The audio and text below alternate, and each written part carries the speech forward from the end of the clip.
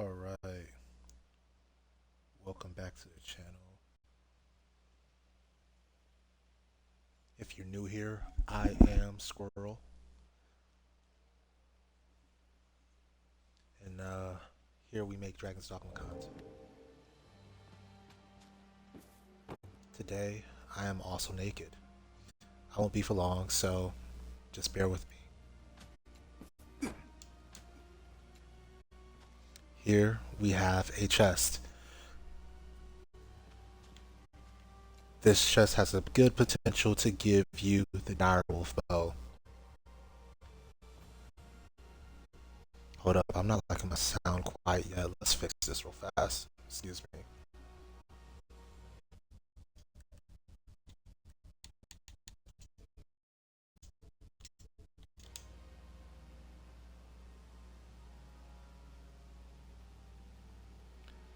Microphone check. Microphone check.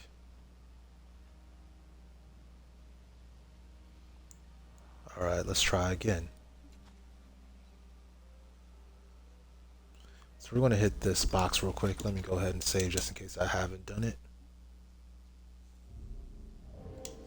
Maybe we'll get a lucky first try. Not a lucky first try. We'll give it one more shot and then we're going to move forward.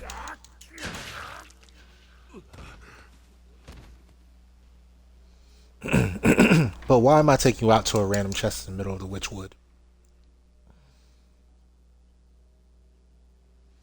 Well, I'll explain in a moment. Let's hit it. Circle it, not where we want it. Alright, so Assassin. Assassin is a hybrid vocation. It is the hybrid between the reds and the yellows, specifically Fighter and Strider. And the vocation, I would say, is mostly a counterpunching vocation. It's got better daggers than Ranger. It's got a better bow than the Strider, until you start talking about blast arrow usage. And even then, Force Hatchet evens that up pretty quickly. And it's not quite as good at the sword as Fighter is. Unless you're talking about being mounted. So, how do you start out as an assassin? Well, you need to reach either level 10 and go to Bitter Black Island, or you need to reach level 10 and get the Gran Soren. When you get there, you will be able to change vocations into a assassin. Now, my honest opinion is if you are going for assassin, you should start as a strider. Why? Because you get this. You get this to save stamina,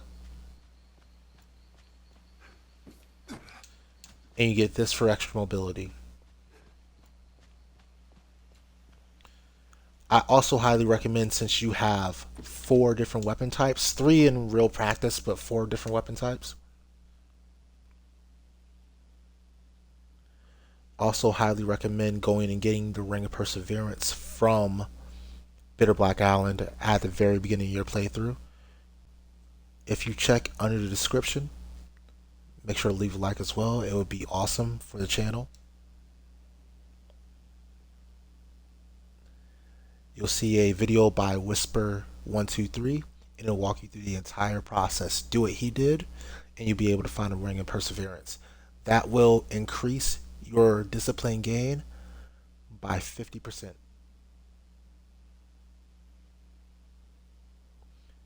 And that will allow you to unlock all the skills that you need in a timely manner.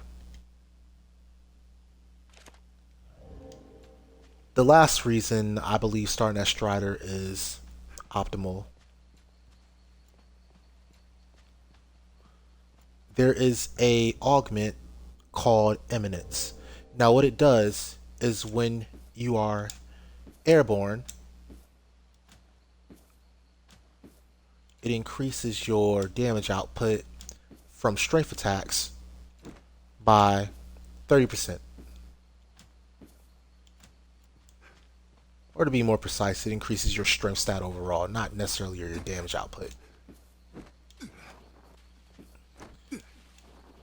By increasing the strength stat by 30%, it could do way more than increase your damage than 30%. That's just due to how damage calculations work in this game. And if you didn't know, it also works with your bow. So you can do a little bunny hop and hit your 5-fold flurry just like that. And you also get the benefit of that extra 30% strength increase. Now, after you've gone and you've gotten Eminence, after you've gone and gotten the Ring of Perseverance, which will help you get Eminence at rank 5 of Strider,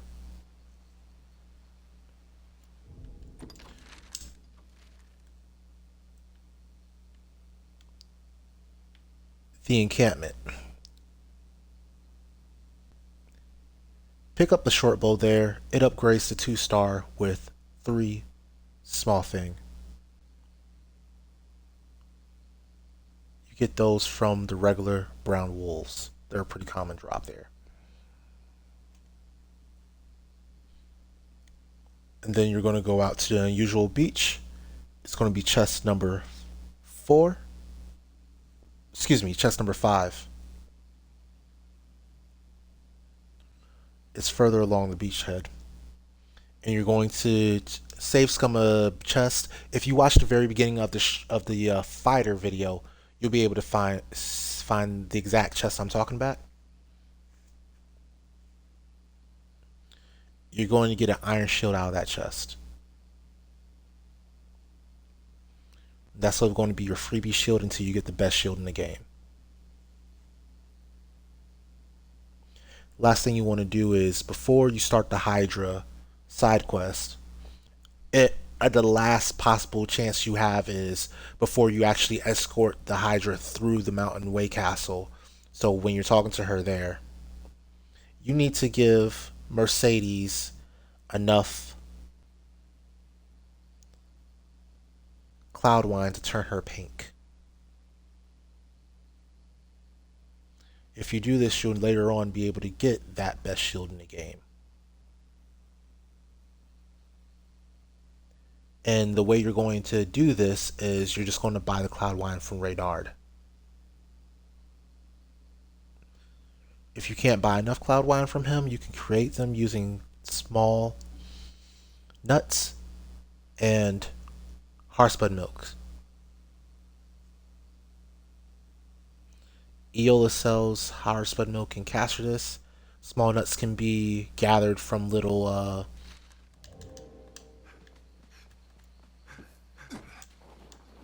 they don't look quite like these. Actually, they do look like those.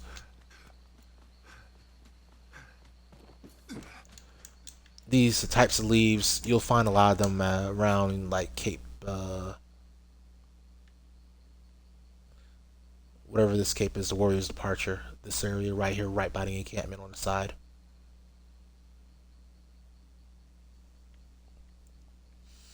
Alright, so that is everything that you're really worried about in Act 1, besides while you're getting ready for Act 2, while you're escorting this cart, you're just going to make sure you pick up 4 elongated claw by shooting down harpies that attack you.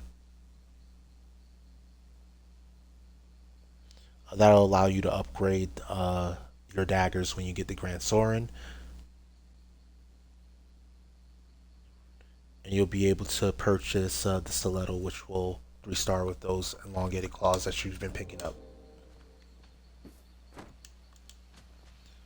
Alright, so that covers all of stage 1. Now I'm going to go into skills. So, Assassin has quite a few skills. Daggers, unfortunately, they have the Pokemon problem where you have 4 move slots and way too many moves that you want to use. So I'm just going to go over some of the most important ones. Gale Harness. If it wasn't for this, then the adage I said about being better at bow than Strider and being better at daggers than Ranger wouldn't quite be true. I mean, it'd still be somewhat true because of other factors like Force Hatchet and other skills, but still, this is what really adds the separation because of how much faster you really are for all your actions.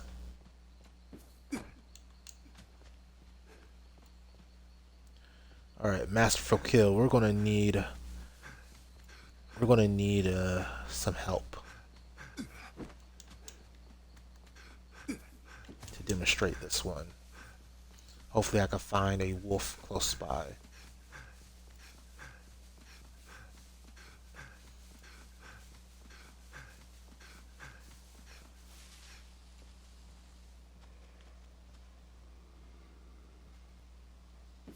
Oh, found one. Alright. Keep in mind I need to go north.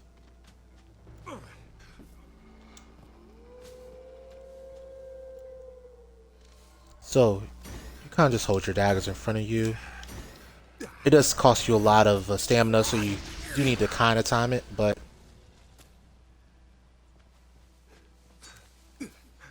basically, it's nowhere near perfect block timing.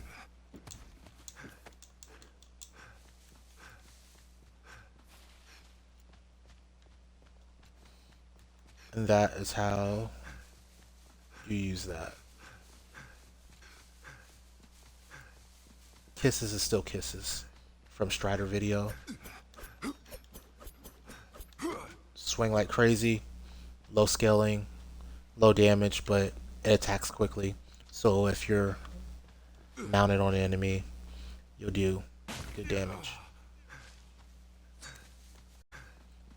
By the way, you can be mounted on an enemy when you use it. The reason I have it on B instead of X or Y is because when you're actually mounted on an enemy, you can use all 3 of your attacks.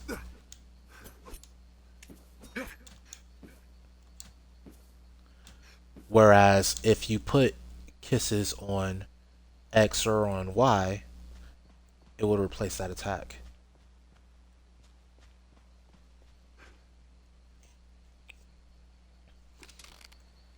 The bow.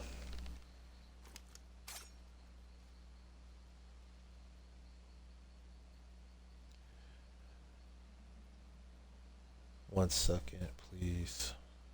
Give me just one moment to get ready for this. Alright. 5-fold flurry. It's still 5-fold flurry.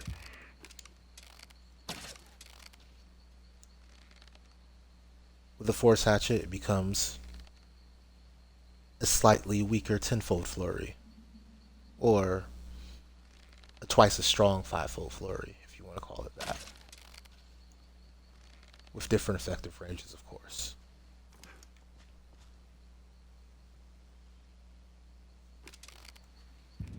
Sight. It's a skill for sniping.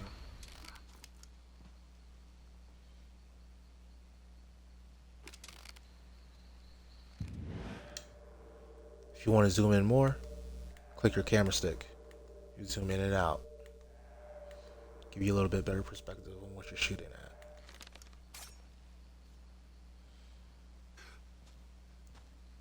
Your optimal power is at a sweet spot of about 26 to 30 meters. Any further in or any farther out, it's no longer relevant. But if you upgrade it with the Assassin's Band, it becomes Eagle Sight, which uniquely among all sniping skills on bows, deals skill damage, not just scaling damage. From 31 meters to 90 meters out, making it by far the hardest hitting sniping skill at range. That's only with the band from Bitter Black Island. Or the ring. It only bans with Shuriken Offensive, which is a good move, but not usually what you want to use when you're using your daggers on Assassin. So I would say that Capcom dropped the ball here by not banding it with Deadly Gouge or Tempest Harness.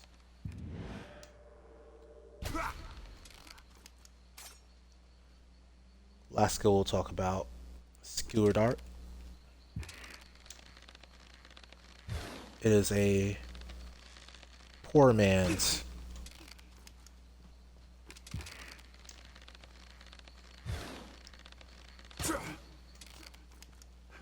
spiral arrow.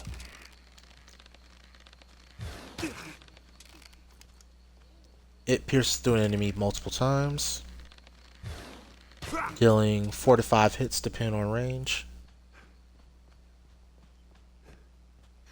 So 4 hits within 25 meters, so up close is where it's going to be most effective.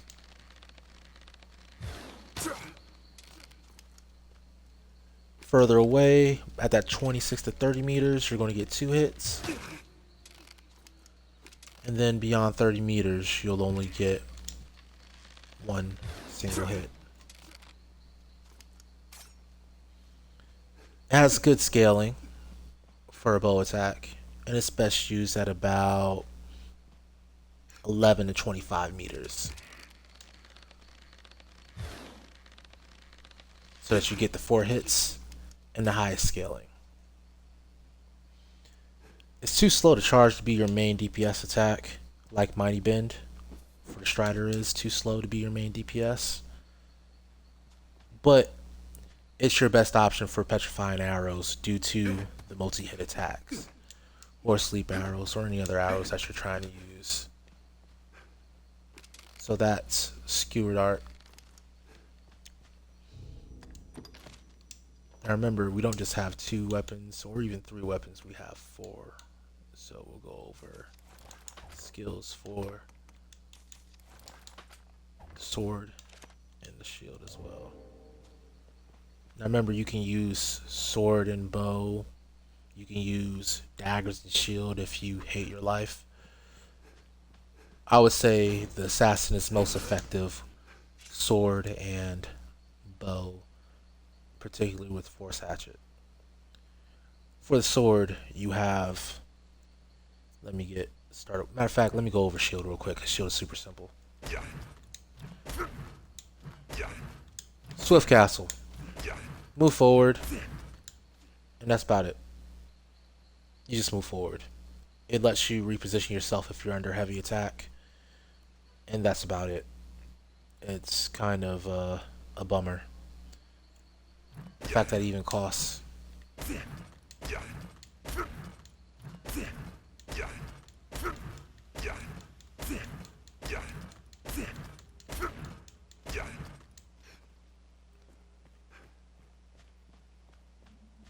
If it went just a little bit further, it might be even worth it for the stamina compared to running.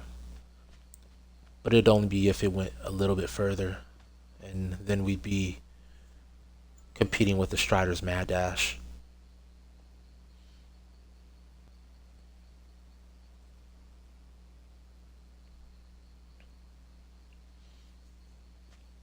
It's a strictly worse dodge roll though, so it really is just to give you that quick movement out of being under assault while you're using a sword. The most useful thing you can use it for is to dash through wind and roars. Probably. It does block out all damage, but that doesn't mean it blocks out sound or uh, ruptures, quakes.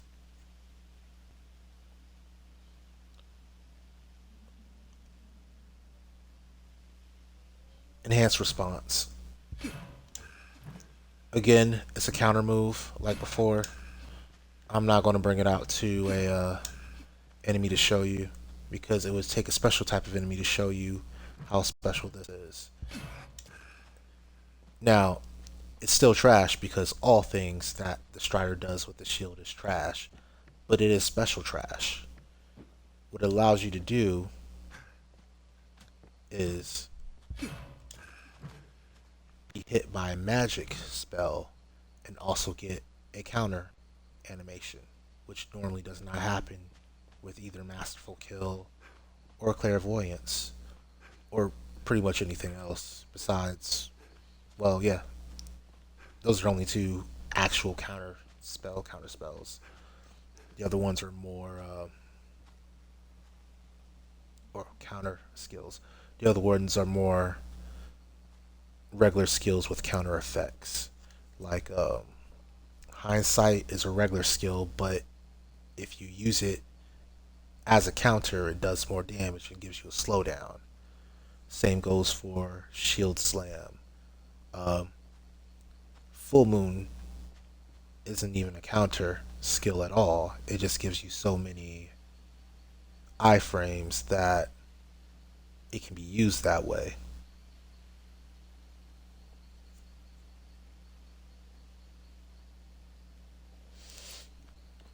And then you still get shield storm. It's still the only good shield skill you really get. Its main use is to break an enemy's guard.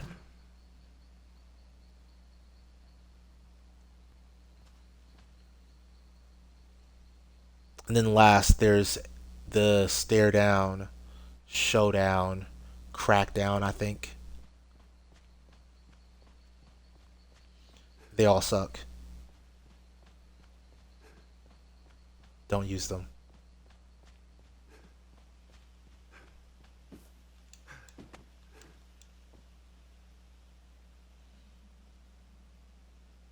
Alright, now sword skills.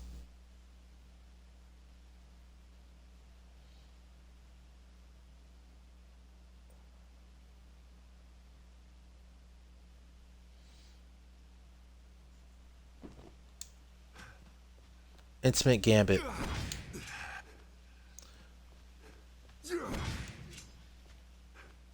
Seven hits. And a straight thrust withdrawal. All hits besides the first two have low skill strength and 50% scaling. And to be completely honest, even though it's the unique Strider sword skill, that 50% scaling really hurts it compared to just using the universal sword skill called Antler Toss. It's basically the assassin's version of Skewer, not to be compared to Skewer Dart, but Soul Skewer, Flesh Skewer. It's more flexible, but much lower damage, and no guaranteed knockdown or stagger. One I don't have on my set right now is called Great Windmill. I do kind of like it. It's great at DPSing slow enemies or downed enemies with as much damage as possible in as little time as possible. And it allows you to slowly move around while staying on that target. It's basically a better Fate Skewer that traded away guaranteed knockdown for being able to use it against large enemies. However, you don't have any protection and you deal very little stagger damage, so it's strictly a DPS move opportunity, while Antler Toss would remain your real bread and butter sword skill, and not either of these two strider skills that are a little too situational. Powder charge, another situational skill. Its main use is apparently beating up man eaters, and I'm not joking.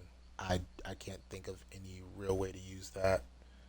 Um, yeah, I can't think of any way to use it besides that. The third level of it actually has enough stagger and knockdown to lock, stun lock most bosses. However, you need to waste a ring slot for that. And yeah, I don't know if that's how you want to live your life, using ring slots for powder attacks, which are extremely slow.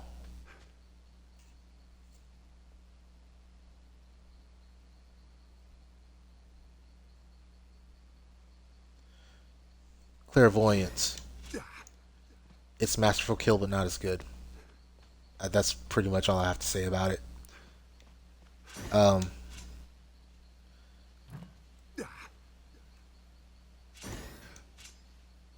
you have a very, very short amount of time compared to masterful kill. It's not anywhere near as short as a perfect block per se, but it's still quite short, where your enemy can hit your sword and you will respond either with a hard stab or a hard stab followed by a circular swing. Uh, the circular swing only activates against small enemies, medium-sized enemies. For large enemies and massive enemies, you will only get the hard stab from the counter animation. And then the last skill is Dire Gouge, which you cannot use. You cannot use Dire Gouge while you are not mounted. Again, assassins love situational skills. So instead, when you are mounted, it deals a combo. If it's Dire Gouge, it'll be 38 hits. Um, Low skill strength, only 75% scaling, but it does lots of damage because it's 38 hits and they're all coming fairly fast. When you add a band, it can enhance into Deadly Gouge, which is actually weaker DPS despite being significantly faster in animation because it subtracts 6 hits. And that'll be it for skills. And that'll be it for my naked character as well. By the way, the only reason I am naked is because the only way I was able to jump through the Switchwood shortcut was by being naked. Otherwise, I didn't have the encumbrance for it. However, I do want to jump down here real quick and demonstrate some of these moves I was talking about.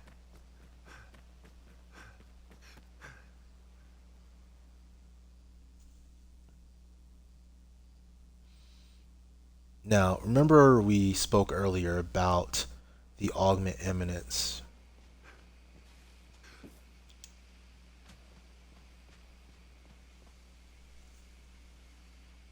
Well, that's about to become relevant.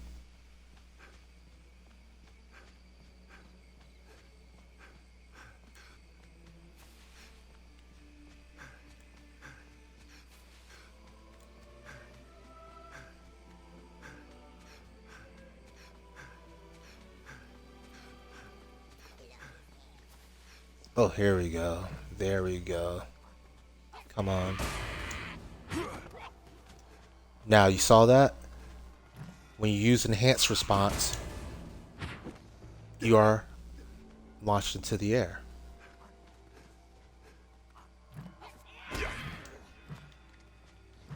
Swift Castle cannot do damage, even against the weakest enemy in the game. It'll just get you in and out of combat very quickly.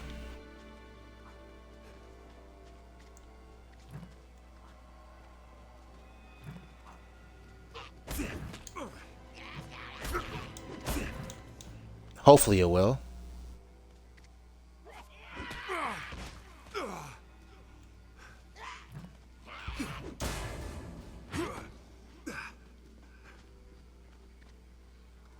Now, we were talking about imminence earlier.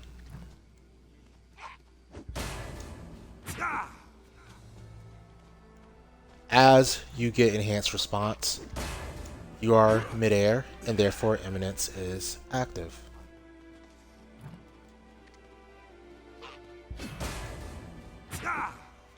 If you have it, which means you can follow up with a jumping attack.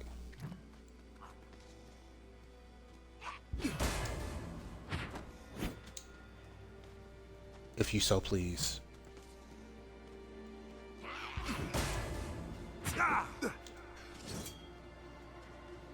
However, you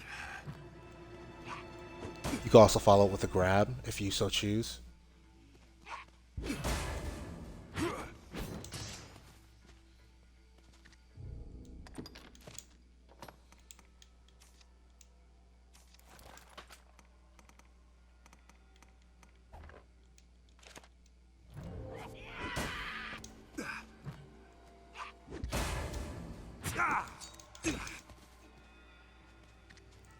Or most likely a heavy attack of some type.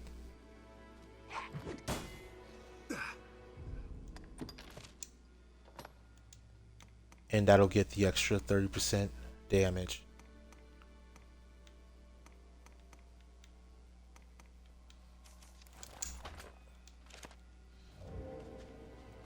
Clairvoyance.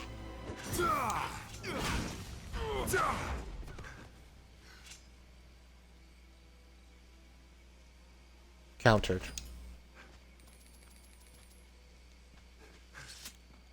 Matter of fact, since we are already here. Oh, matter of fact, let me demonstrate something else about clairvoyance.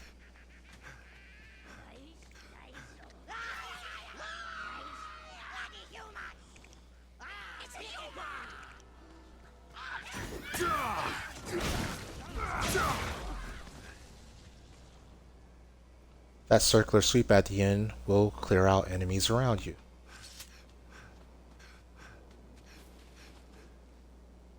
Alright.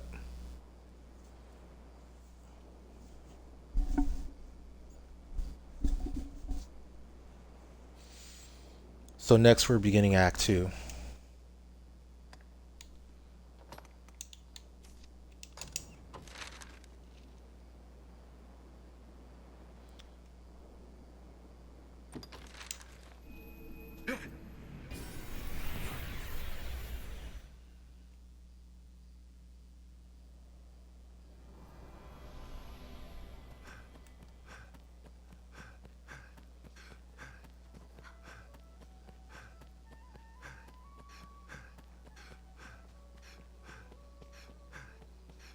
The beautiful city of Gran Soren.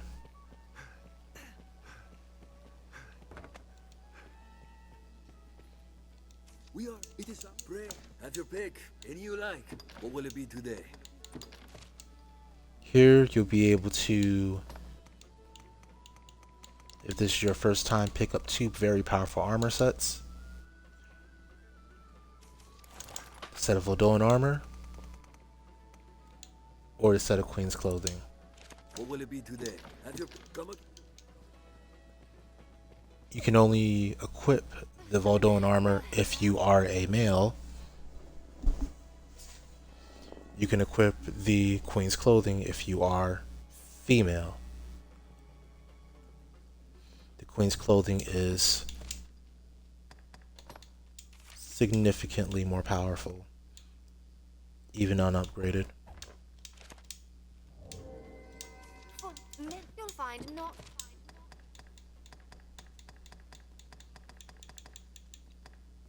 If you are using the Vaudoin armor, go to our good lady Malin here, if you've helped her, and buy 2 foreign knives. You'll find not safe. Take them over to our friend Caxton at the Black Cat.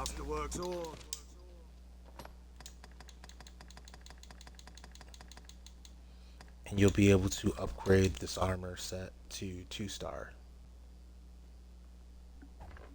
The master will come again. Also, while you happen to be at the Black Cat, I'll confess, the master works all.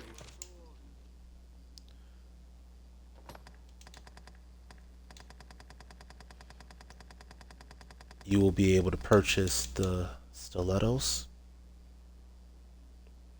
Once you do, Master works all. if you've taken my advice from earlier in this video, hunted down some harpies to get 4 elongated claws. You'll also be able to immediately 3-star them. And that will make your time in Vestad Hills, where the very powerful bandits are,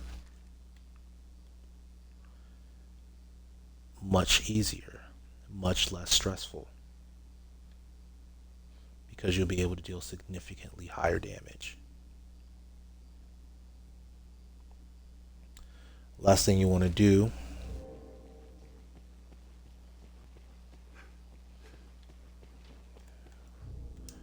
so wearing Eden's Warden like I already have it. Let me get rid of that.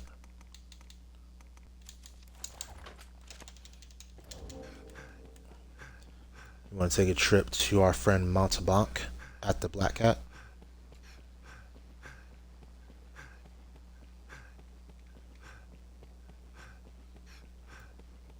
He's going to be able to sell us some trash.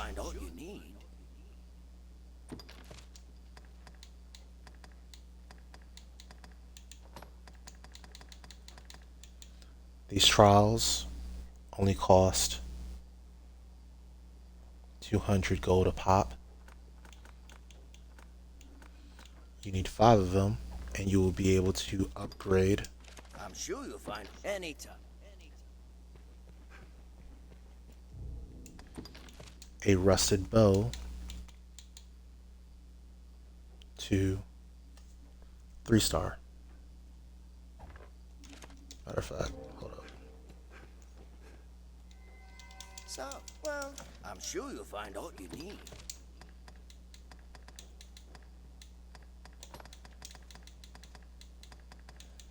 Yeah, I have 0 right now. I'm sure anytime.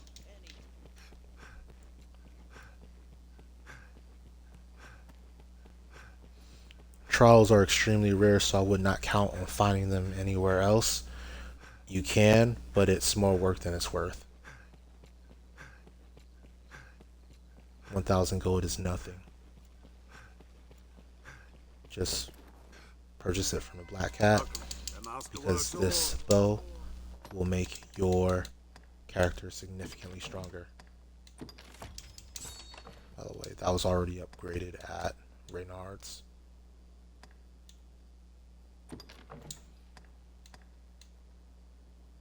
And at 3 stars, you see we get the appendix of the torpor debilitation, which is going to make us much more powerful.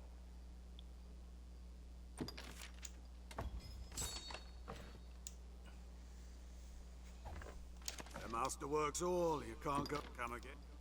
So you've just started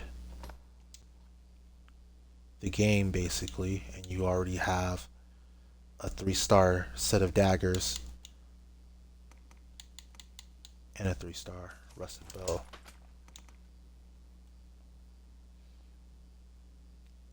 Hopefully you've been playing Strider, so you have some decent universal dagger skills like kisses, maybe cutting wind, and you'll be able to lay waste to the bandits in Vesad Hill.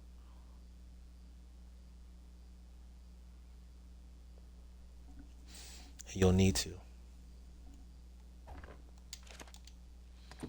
There's a couple quests that you'll want to take. When you first leave the encampment after defeating the Hydra, you'll be told that Kina has gone missing, and that'll start Lost and Found. Also, when you go to Castradis, you'll be told that Valmiro has gone missing,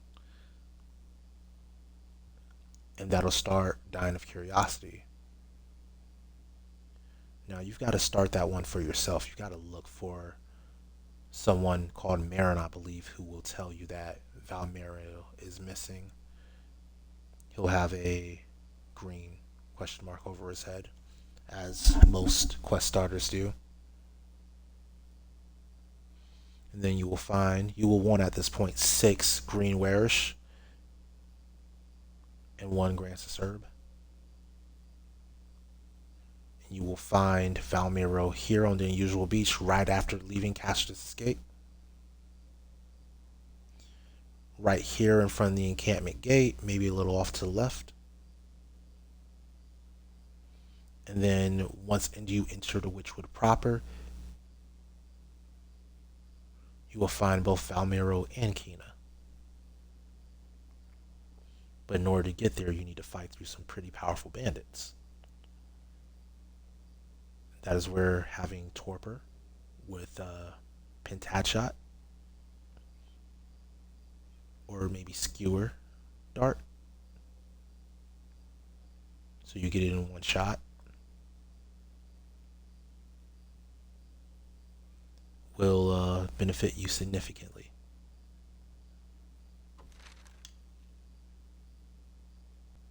And then once you're all the way through the Witchwood, you will end up in the area that I was in at the beginning of this video.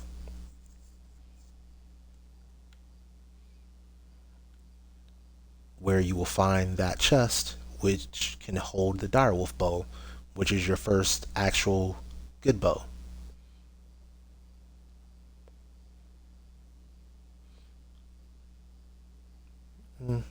Your good damage dealing bow. The rusted bow will always be good.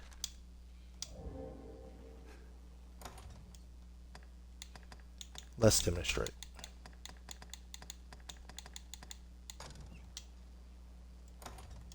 I got the rusted bow, check. Oh, one more thing you want to grab while you're in Gran Soren to make your life easier.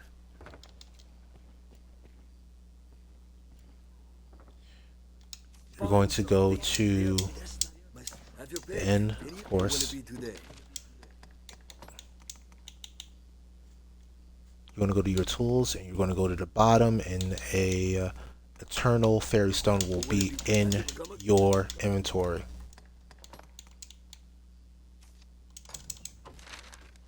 You're going to use that to get around the game.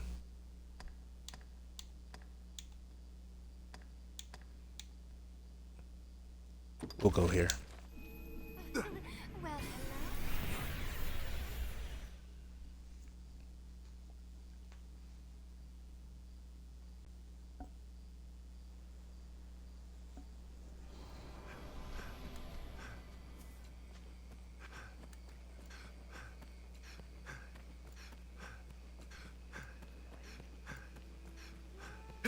Now, if I'm not mistaken, these guys might actually not spawn.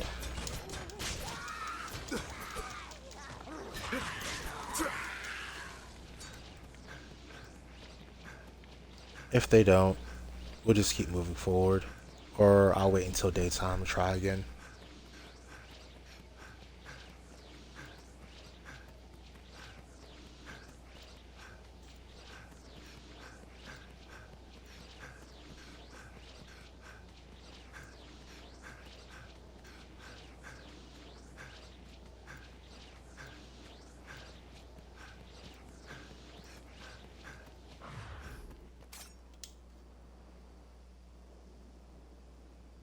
So at this point, we are still a glorified Strider.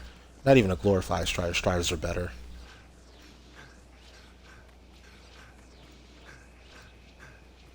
But we are still outfitted like a Strider at this point.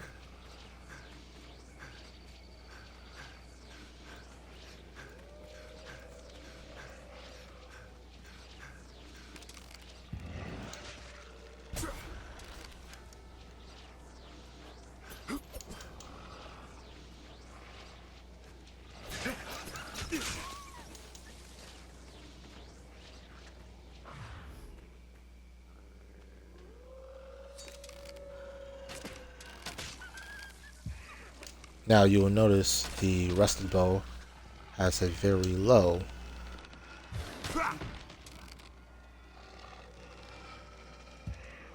DPS.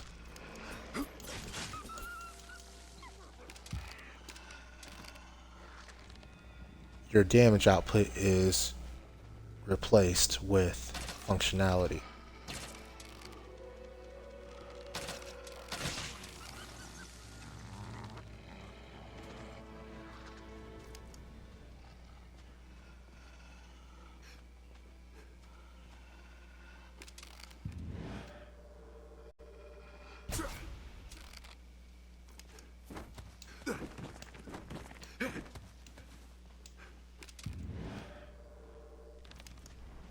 Oh, darn.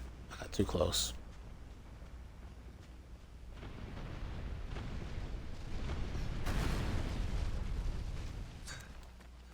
Well, hiding behind the tree is still effective.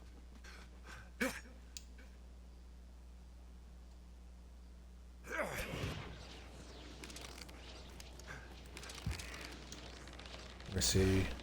Can move while having this active.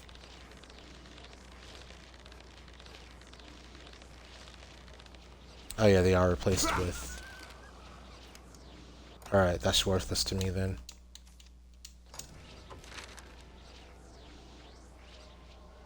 We'll come back later.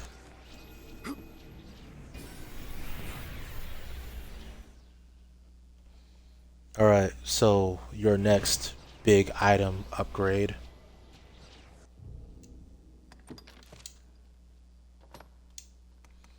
is going to be the Eden's Warden.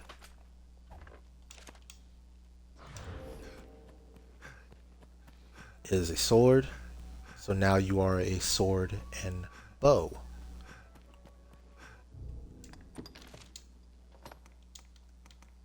assassin. And you'll also have the direwolf bow by this point.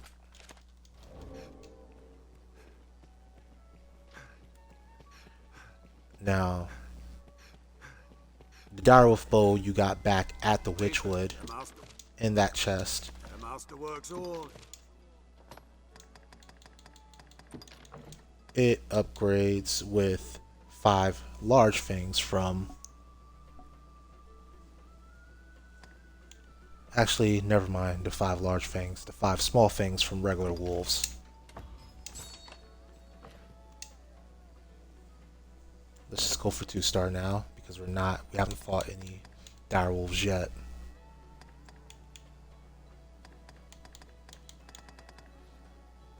And now when we go into the Catacombs, we'll be able to pick up a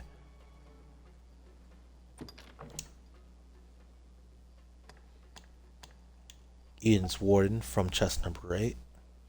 And we can upgrade it to 2-star with 3 Necrophagous Loin.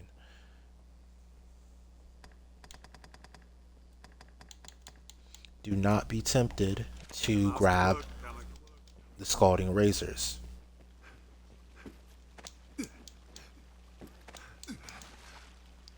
Their range is significantly less, and you will be perplexed as to why you can't hit a ghost.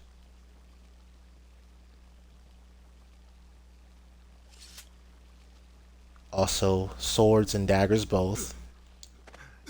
For the smaller arming swords and the daggers, have their next level at an electric version.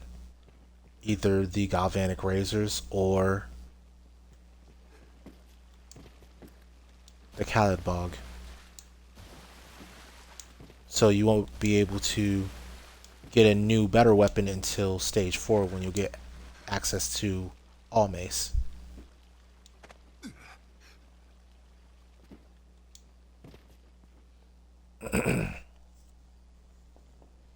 As far as ghost killing goes.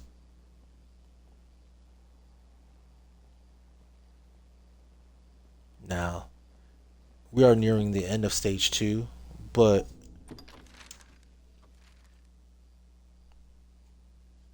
there are two things you need to do.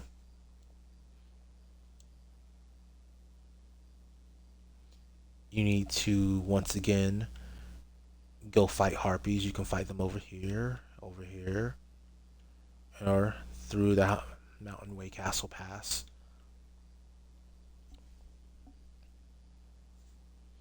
Once you fought them, as you fight them, you need to collect their reduxes, which is their rare drop. And you need to collect 7 of those.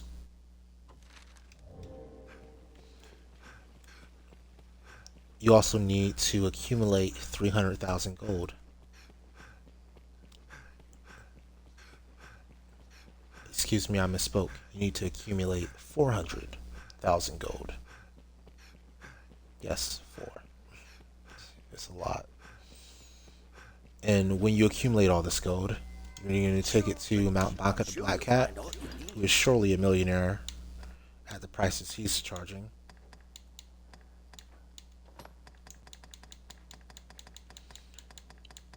The first thing you want before you even start Act 3 is you want to grab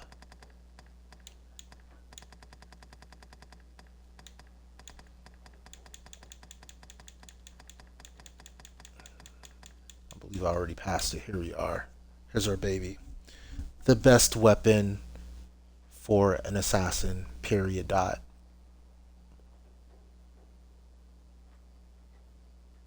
The Force Hatchet will be your sword of choice for most scenarios from the moment you get it until ever. And I mean through the end of BBI.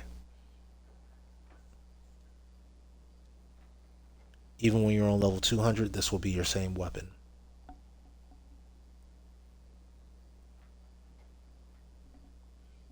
The reason is, every time you hit an enemy, your damage output increases to a maximum of ×2, but usually you want to keep it at 1.9.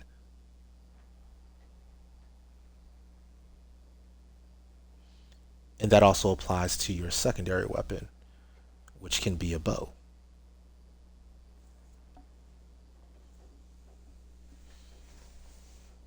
Which is why you are so great with a bow if you are an assassin.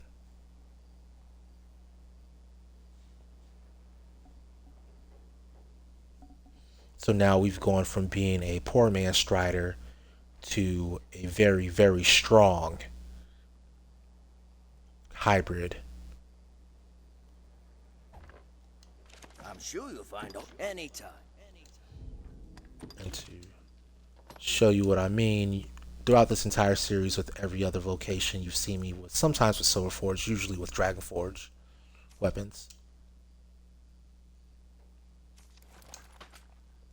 This is one of the very few weapons I have gold forged. That's how much it means to have a Force Hatchet as a assassin.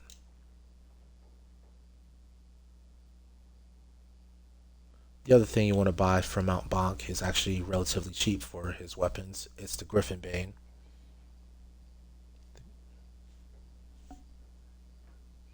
It's only going to run you another 99,000 gold. And you're going to two-star this one with those 7 Harpy Reduxes that we just gathered.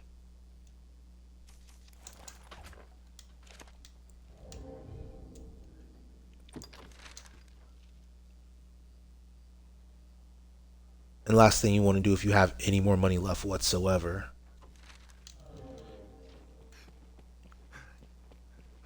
is go to Fornival and buy 4 Conqueror's Periaps off of him.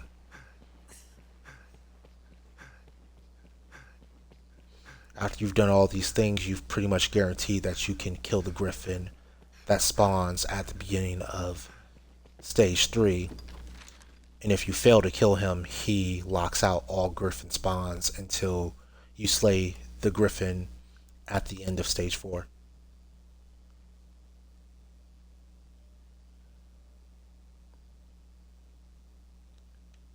Now, in order to start stage 3,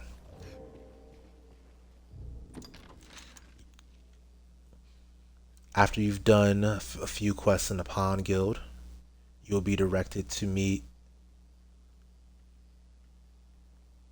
Sir Maximilian, right?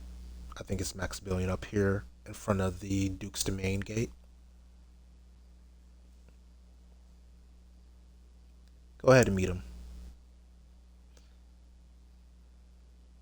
Now, this is when I was talking about the Catacombs earlier. Once you complete that quest and turn it into him, that starts stage 3.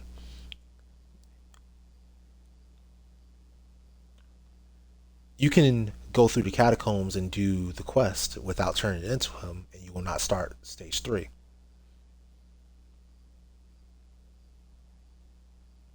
You can do that for all 4 of his quests.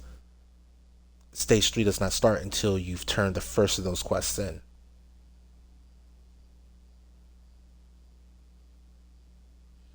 So, once you've turned in that quest, you will start stage 3.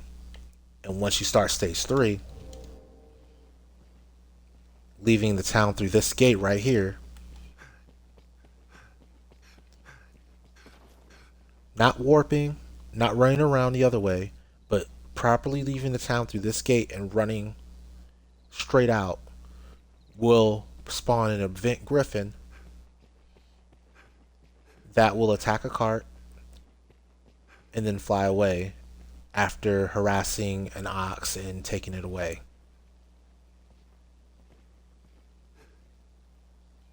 Your job is to make sure that it does not manage to fly away.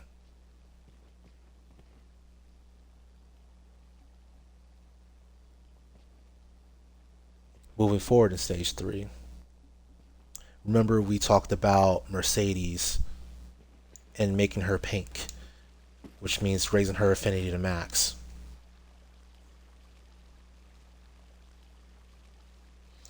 If you've done this, then at this point you should probably have already had Well,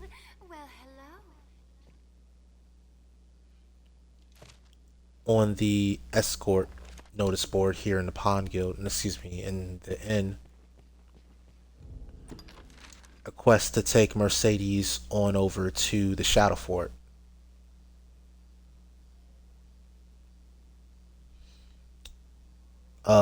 I suggest completing Fortress Besieged beforehand so that you can grab the port crystal that is there. Place it right outside the Shadow Fort. And then warp back to Gran Soren, activate Mercedes' escort quest, and then warp straight to the Shadow Fort. And you will complete the quest immediately. And she will reward you with the Lustrous Targe, which is the strongest shield in the game. The master works all. Prior to you actually facing the dragon.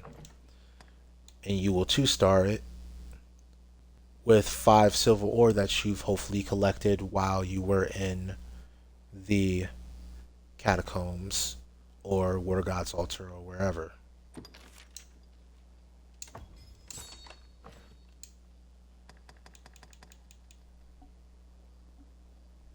Usually the Ancient Quarry is probably your best bet for this particular ore as well. The master work coming.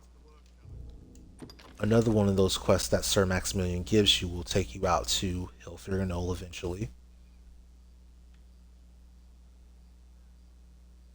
While you are there, fight your way through the hordes of flying harpies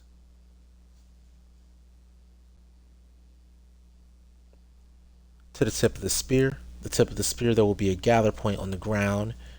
You collect from it, you will get one of the 3 best sets of daggers in the game prior to fighting the dragon.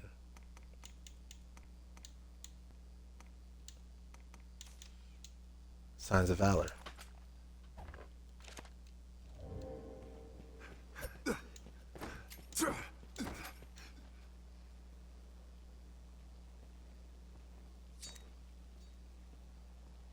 Quite strong. You can 2-star those with the slate colored horn that you've probably picked up while fighting hobgoblins over at the Shadow Fort.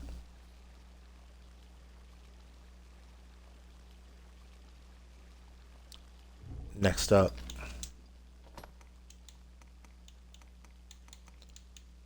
of swords, you'll be able to receive the Bastard Sword.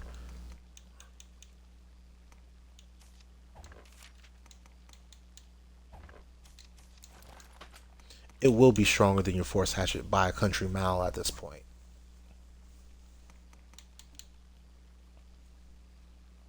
Now, if you compare it to my Gourd Forged version, then there's no competition, but you would have a 1-star Force Hatchet likely at this point, and it would not have very high attack.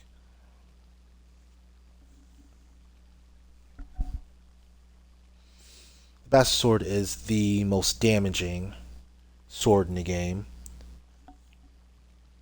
I'm no longer going to say before the dragon because this entire video is before the dragon, so whenever I say in the game, just assume that I am saying before the dragon, just to save us both time.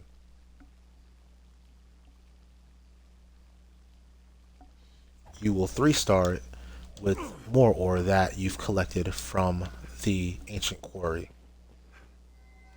Okay, the masterworks all.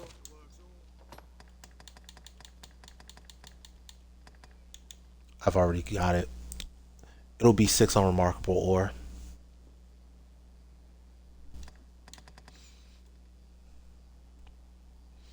And lastly, we will once again upgrade our bow.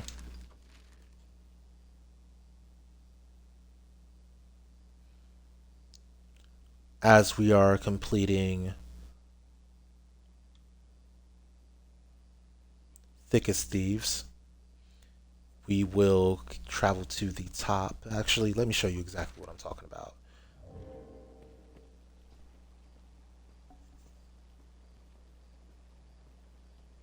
It's much easier to show than to tell, huh?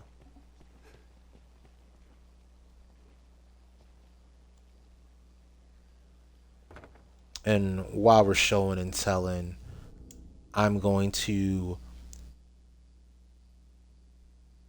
skip a little bit into what you're going to get in stage 4. Now, in stage 4, you are going to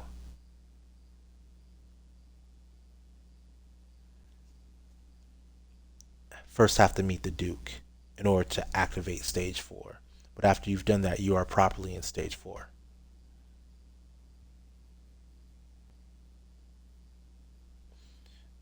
And once you're in stage 4, you can go to Reynard.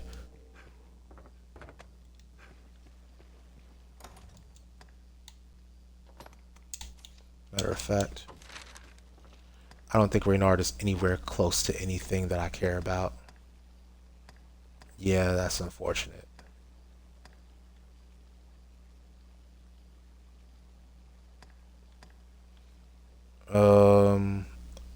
I think though I've already cleared out.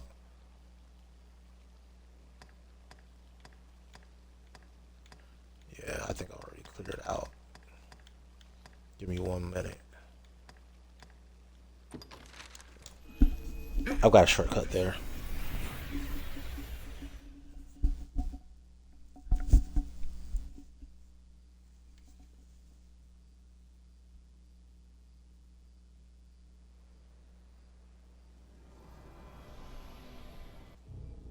Alright. So while traveling, you can just equip your daggers for the most part.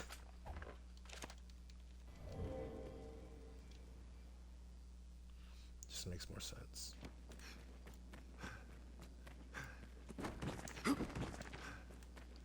So I've already cleared this mine out, so it's a safe space. There's going to be humans in it. Normally it's not going to be this safe.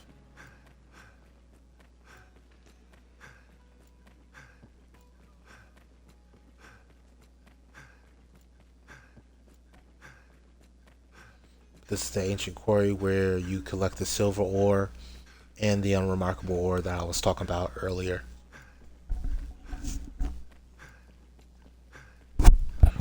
It's a missable location in the game. Actually, no, it's not. That's a lie. You do find it during Salamet's quest, Worm King Ring.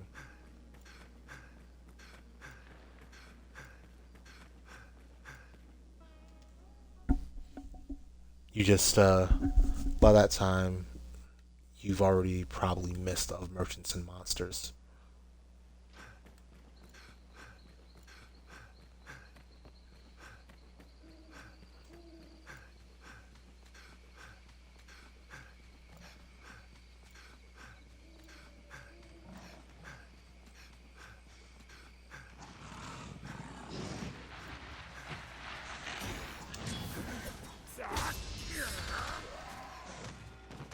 That's annoying that I got poisoned through Masterful Kill.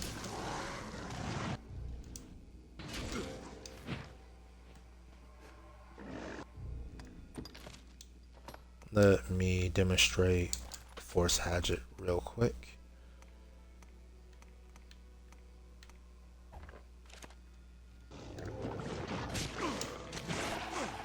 I swear on everything, if you hit.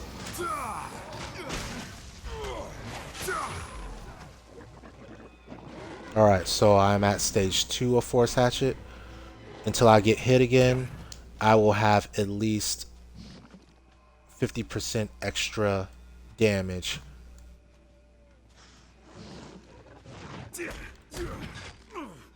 Oh, well, I got hit again.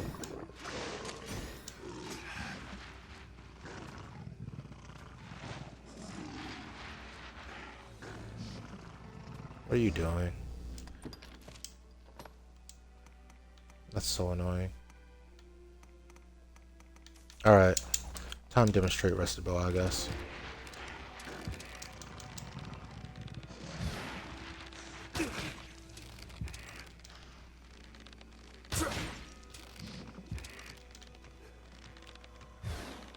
Nice.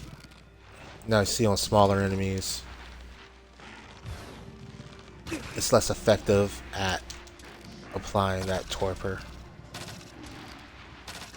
and just pelting them with fivefold.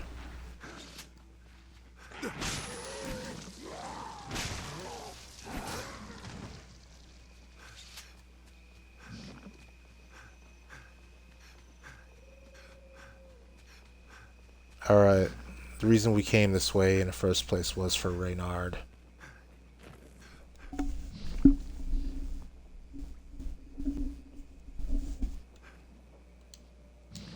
Remember the item? Well, now, let us talk of business. Reynard will be able to sell us our first actual assassin looking set in stage 4.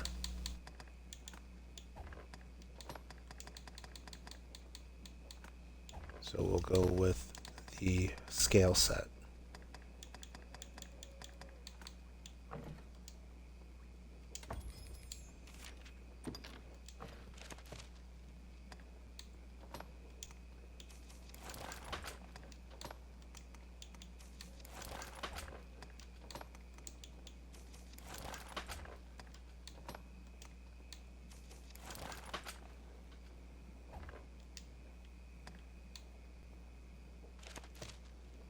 Now, let us talk of business. And we can upgrade the same.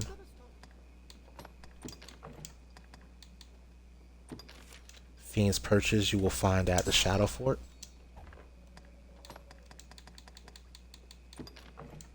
Freak Scale from a Chimera out here in the Verta Woodlands or in Vestad Hills. Striped Saurian skin you probably got inside the Word of God's altar.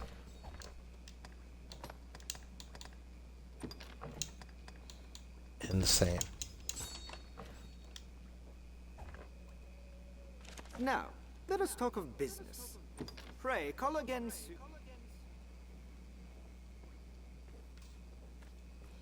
Now we look much more like an assassin, although I'm kind of covered in oil right now.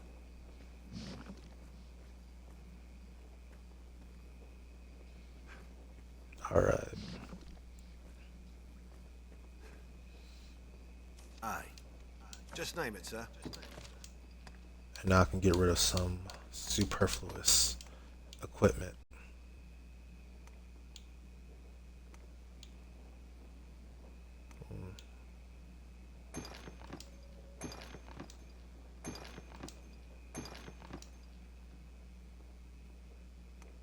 We're about to talk about Hunter's Bill, so I'm not going to get rid of that yet.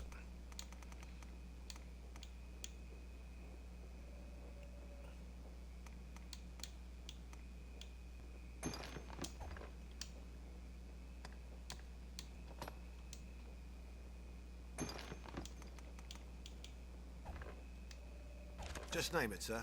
Come again.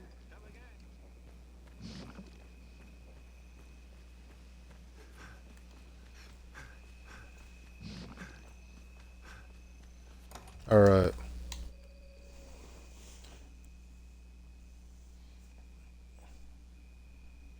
Now we have a set.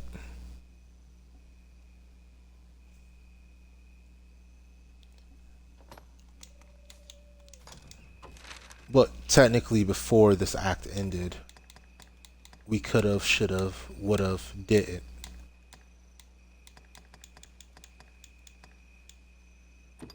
Go to Barter Crags.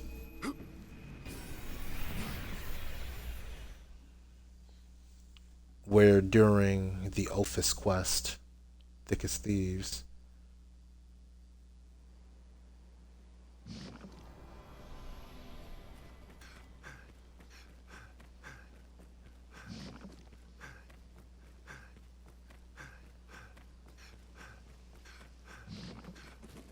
we were capable, actually that's a poison hill, ain't it?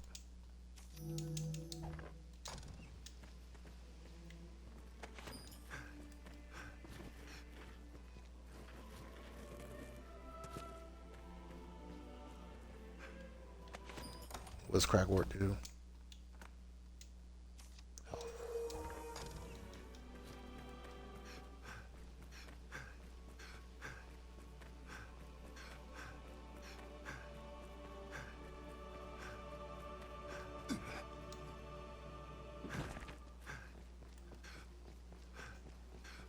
Now you're going to pick what you need for each situation. If it's a weak enemy, I want to use a strong weapon.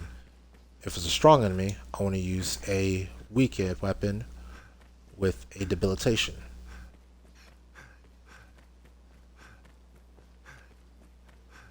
Strong enemy.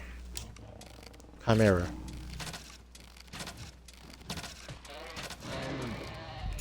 Skewer dart.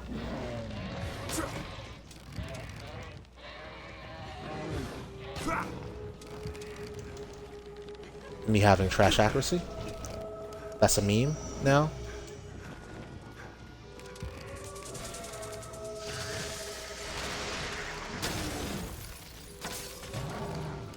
And now we have successfully torpid him.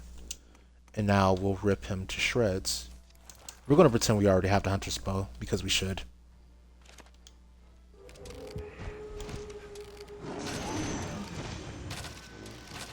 Now you see with Torpor, all their actions become significantly slower. I'm still going to eat a lightning bolt because I'm bad at this game.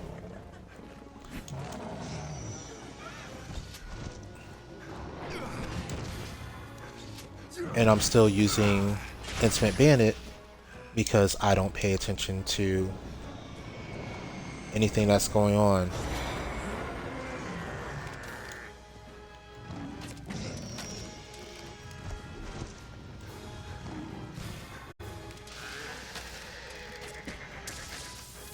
Now with my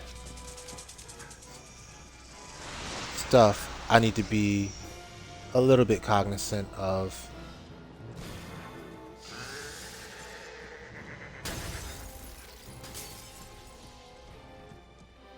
my actual stamina now.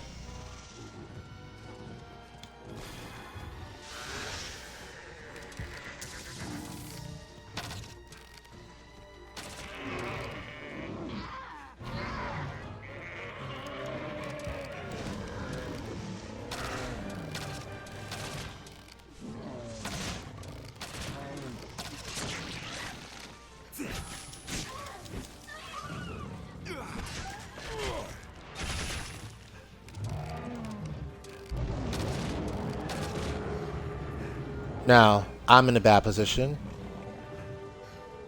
Well, I got hit by a harpy anyway. But basically,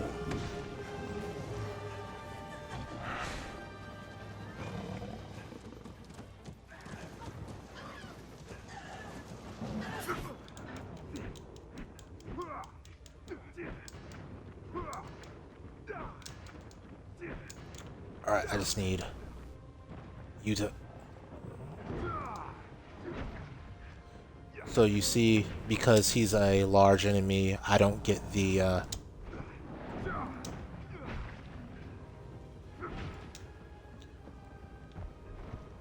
extra spin after clairvoyance. I only get the one. However, because he's a large enemy, I can climb him, which means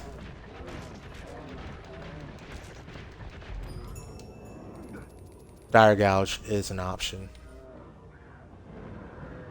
And that is the situationship of being a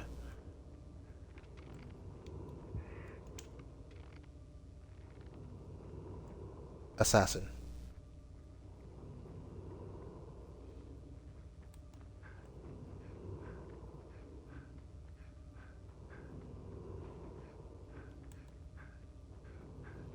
Oh yeah, I'm gonna have a hard time over here because I'm not dressed like a woman.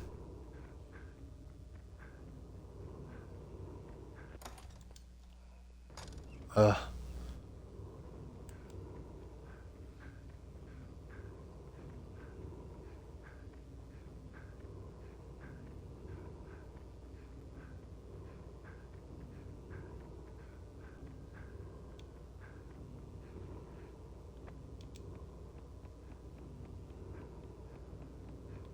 Well, let's just see if we can get to the top safely.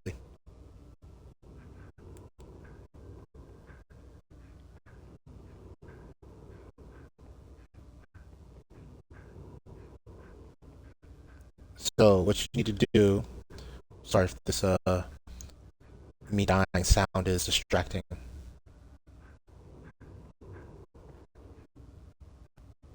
Hold up, actually, speaking of sound.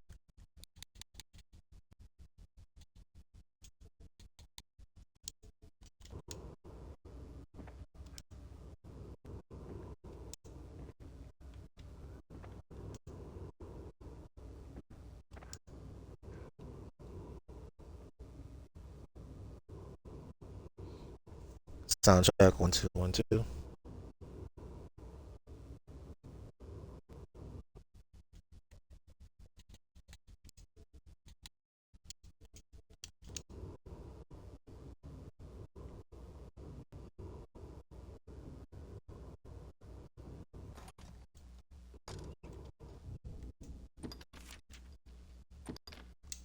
All right, got some really bad sound going on right now. I'm gonna see if I can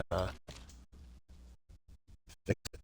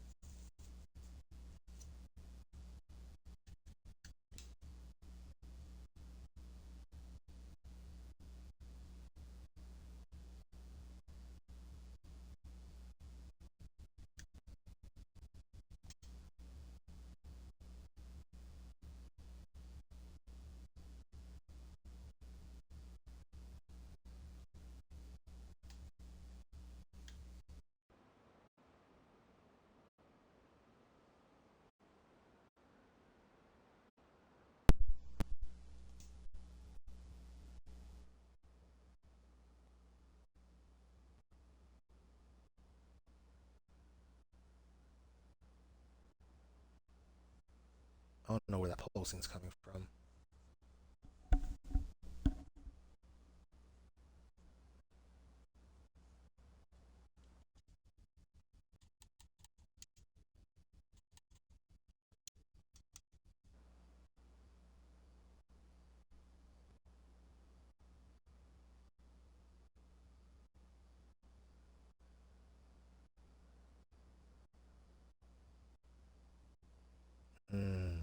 Alright. I want to try to make it through this.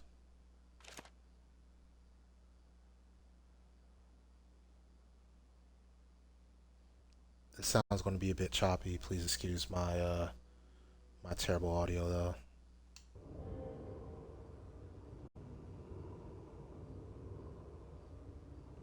Alright, so here we are back.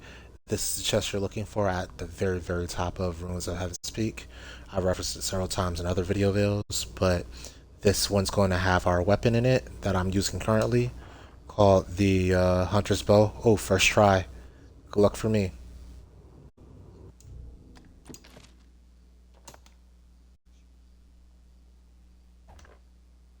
So you can go ahead and grab that, and I'll show you what it looks like when you upgrade it as well.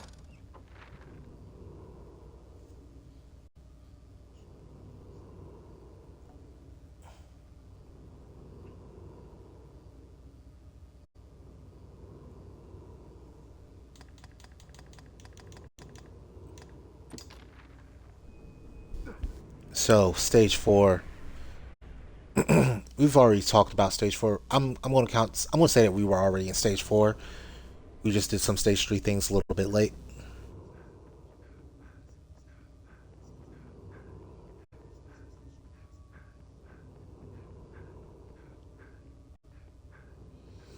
Alright, so to upgrade Hunter's Bow. These days, the masterwork's all. You can't go wrong.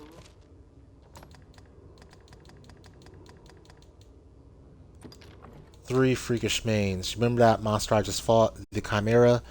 You need to get 3 mains from that, and you'll be able to 3-star this.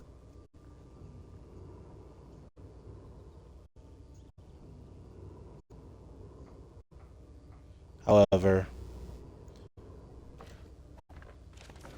matter of fact, no however on that. Just, that's all I'm going to say.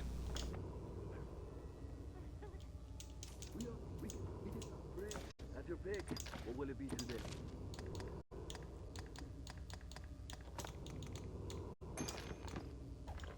What will it be? Have your come again.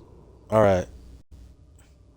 So now after we immediately, first thing we did during stage 4 is go get our armor set from Raynor so we could feel a lot more like a Strider.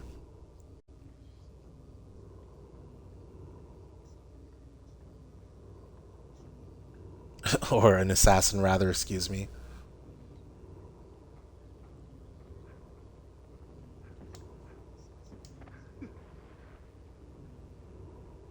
I need to heal. Hold up. I hate that sound effect. And I hate the light.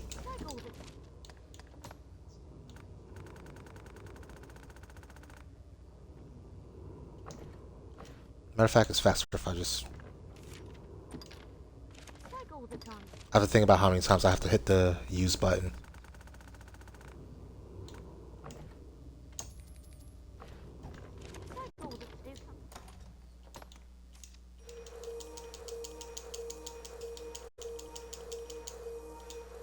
There you go.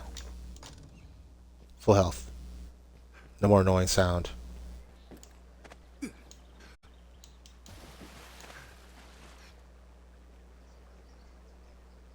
Alright.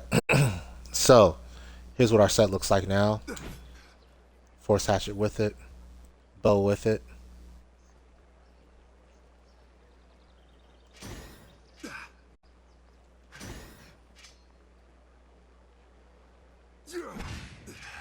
I'm going to swap to Antler Toss now because this is a travesty. Bandit must have your pick. What will it be today? Have your pick. Any you like. What will it be today?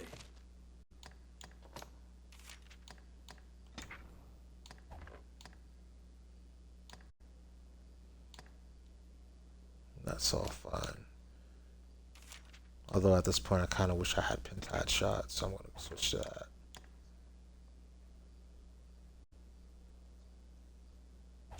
What will it be today? Matter of fact, instead of kisses, I want to go over escape onslaught.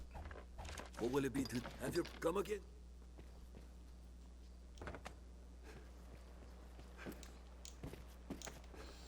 All right. So, stage 4, you're tasked to give idols to Caxton and Madeline. You're also tasked to solve Fornival's problem. While you are at Reynard buying your armor set here, make sure you buy affidavits that prove Fornival's innocence.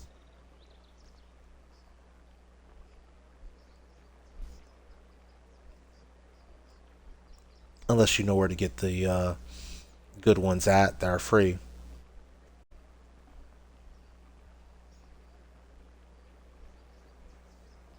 The reason you want to save Fornival so that you can purchase tags miracles to 3-star Force Hatchet later.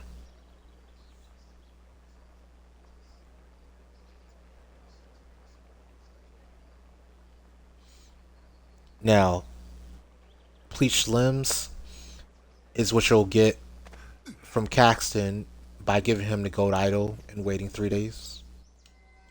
I'll confess, the masterworks all. You'll be able to purchase it. It is the strongest short bow in the game.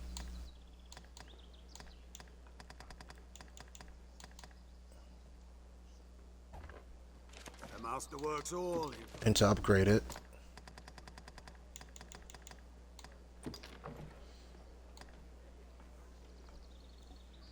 you're going to temporarily only 2-star it with a 5 spiny nut.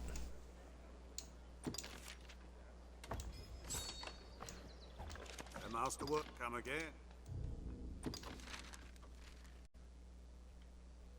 You will find those in the Wilted Forest near the Abbey, but closer to the Prayer Falls in this area from fallen logs.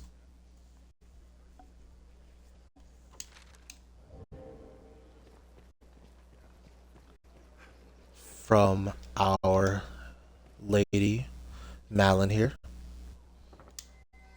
For my minute, you'll find not. You'll be able to purchase the barb nails one at a time, once every 7 days. You'll find I highly recommend getting 4.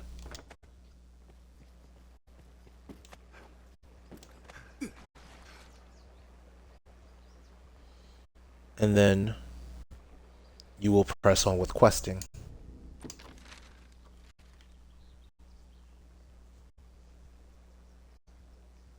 During your second quest in the Catacombs, called Rise of the Fallen, you will fight a boss, and you can raid a chest in the boss room for the Crimson Teeth.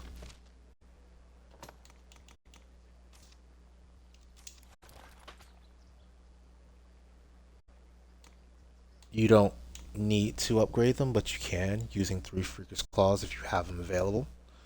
Crimson Teeth are some of the worst daggers to upgrade. Hello.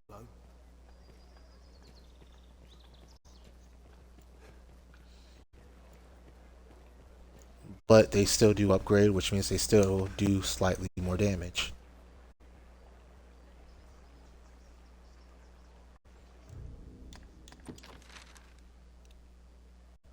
Next up, we have the All Mace in Leaper's Ledge.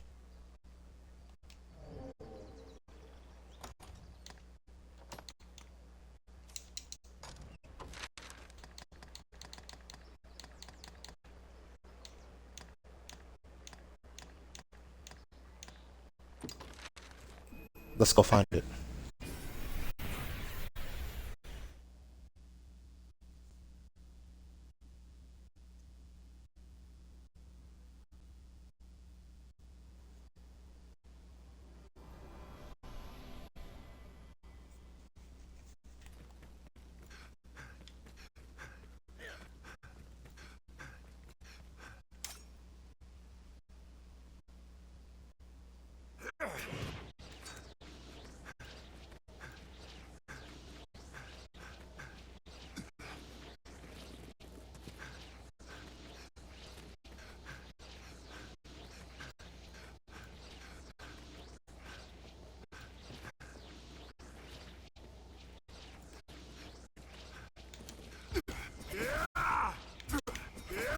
There you go. Make sure I'm using that correctly.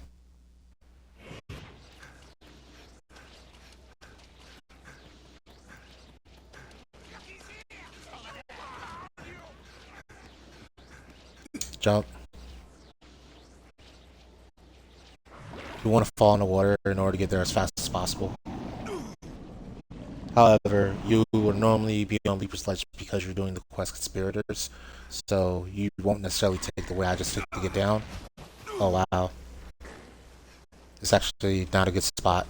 Hold up. I don't know when the last time I don't know why I ended up on this side instead of the other side. This is weird. Maybe it's because I had the cloak on.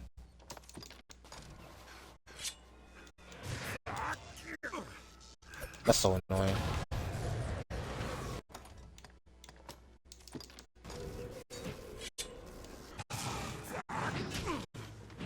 Wait. Godsbane detaches? I didn't know that. Yo, that's different.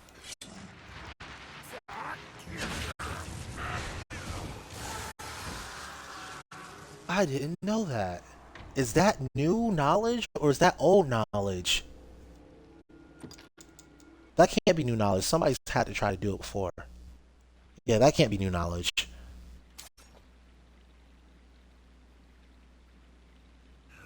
I gotta check wiki to see if it's already on wiki. Okay, that's kind of cool. Hope I found something new just now. Alright, let's aim a little bit more left this time.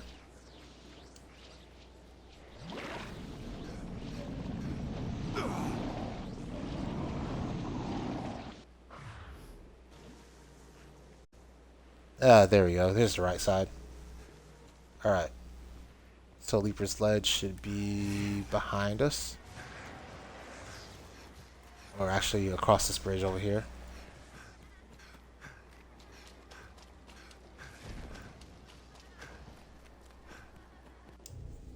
Alright. I just want to make sure I hit the right spot.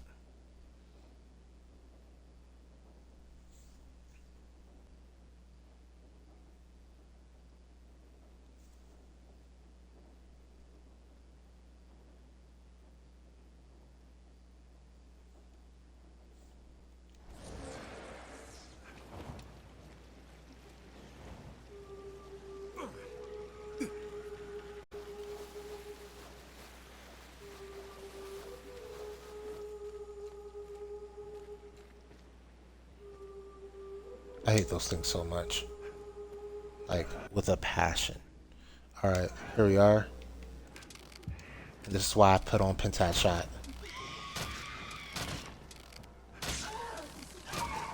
Because I suck at aiming, and they swerve like crazy.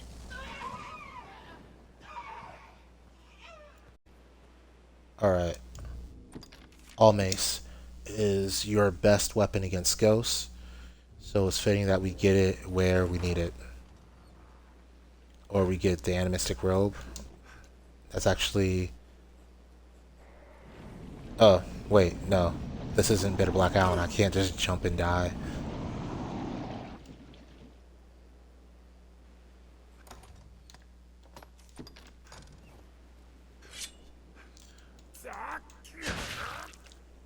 I'm actually pretty interested in Ghost Possession and if Godsbane is a known counter to being possessed.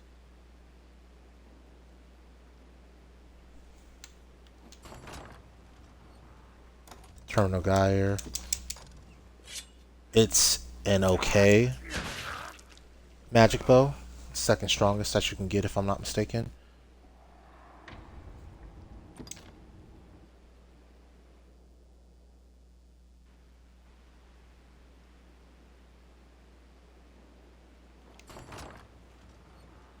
All Mace. That is the strongest magic sword that you can get. And once you have it,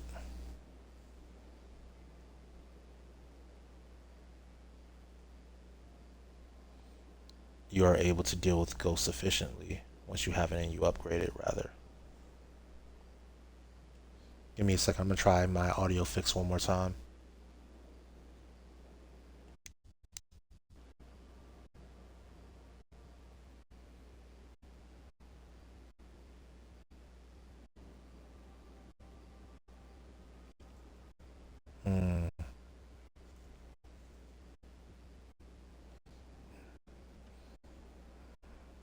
That seems like it just went sideways.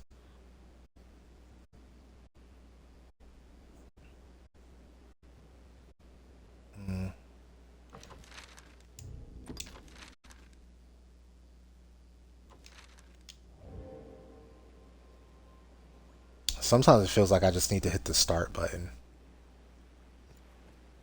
And it helps. At least with the pulsing in the background.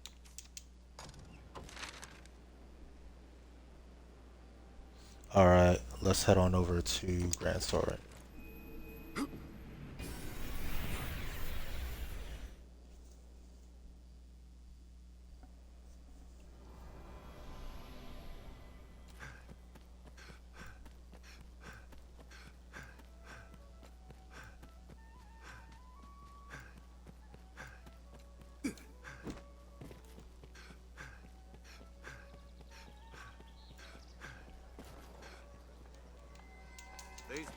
Now to upgrade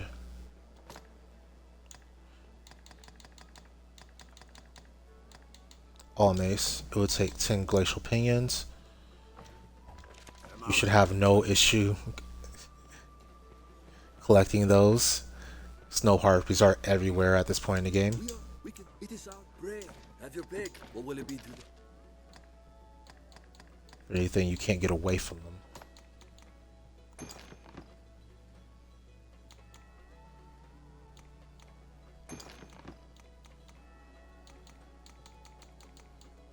Just thinking what else we don't need. I still haven't actually used the bleached limbs.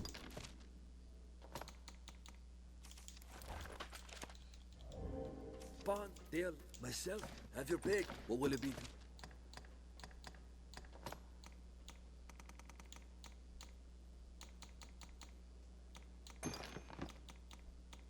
As we lighten up our load more and more.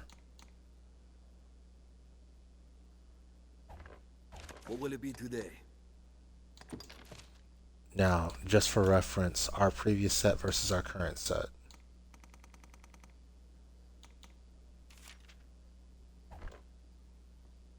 So you're seeing with my previous set, I had 27 more defense, but I also had 46 less magical defense. So this is more of a balanced look. And we're going to get a better version of this quite soon.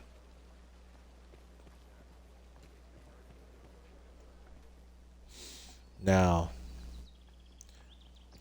Gloves of Might. You'll get these automatically by making sure that you go to Cockatrice, get to the notice board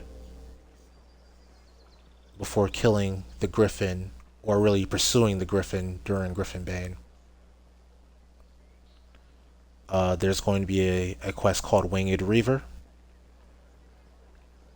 You're going to accept it, and it'll automatically complete as soon as you complete Griffin Bane. Or kill any other griffin for that matter. You upgrade them with 3 Firefly Stone to 2-star. Next up, Matthias. We've been here a few times now. Barda Crags.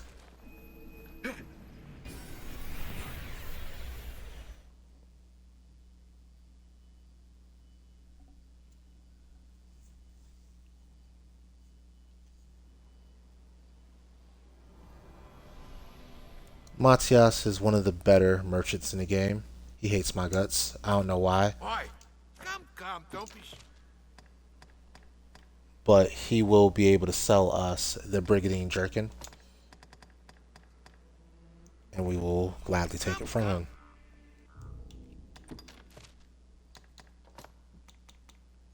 That is going to raise our resistance to sleep, which snow harpies love so much. And then we need to go get leg clothing.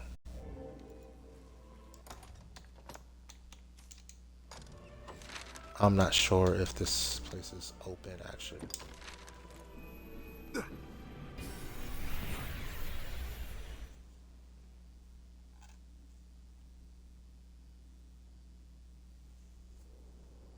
We'll see in a moment.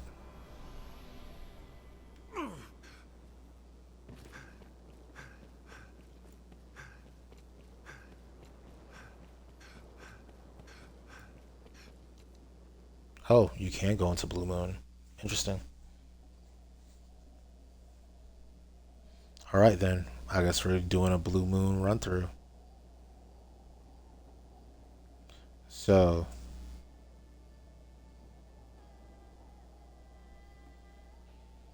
there's 3 items that we want from here.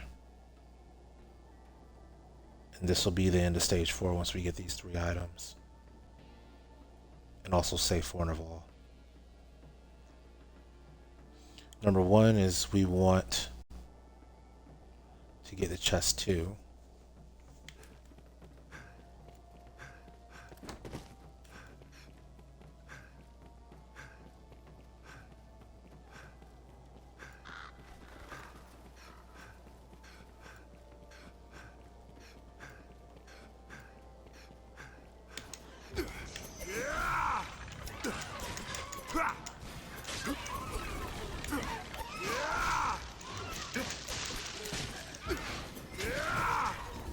Escape Onslaught is kind of cool.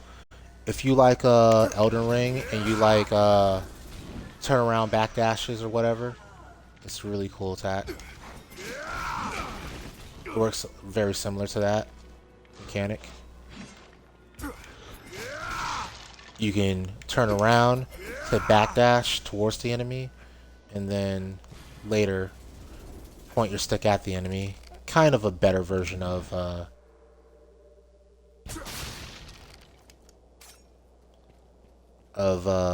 hindsight, which lets you do it kind of at right angles. Instead, you get to just turn all the way around with Escape Onslaught, like, and it's instant.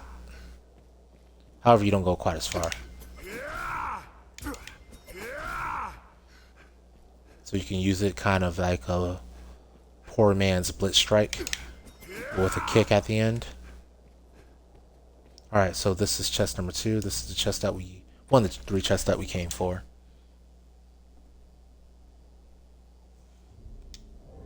This chest hopefully has iron bandings in it. It does not, but it can. So, if it doesn't have iron bandings in it, is this a death zone? Darn, that's not a death zone. There is one though. There's a death zone here. So the reason death zones are so, well, how would you say the word? Valuable is because they let you restart immediately instead of waiting. So let me see. Over here's a death zone, huh? Yeah. Yes.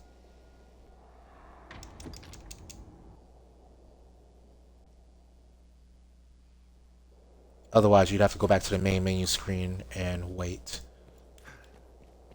Instead, you can just come around and take a leap of faith. That ends badly.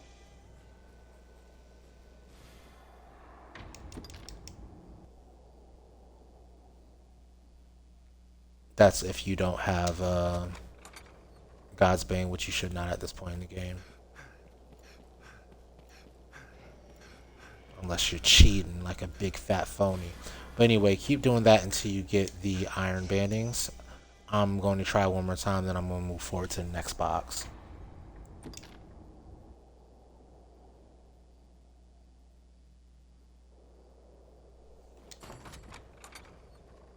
Alright, we're moving forward. Alright, chest number 9. Chest number 9.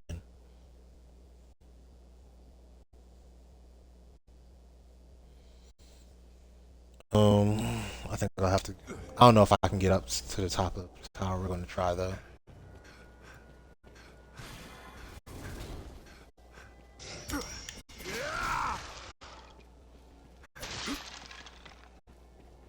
Nice little launch attack there.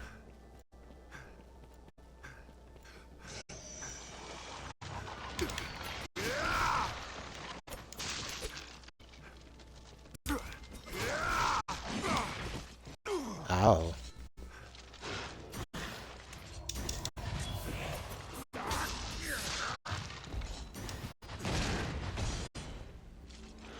Okay. Oh, I thought I had. Well, I'm trying. I'm trying too hard. No, I'm not gonna get hit by Lash. Oh, I could have eat. Oh, I could have. I could have timed that.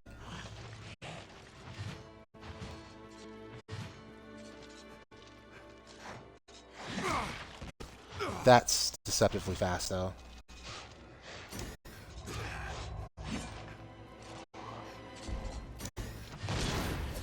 There we go.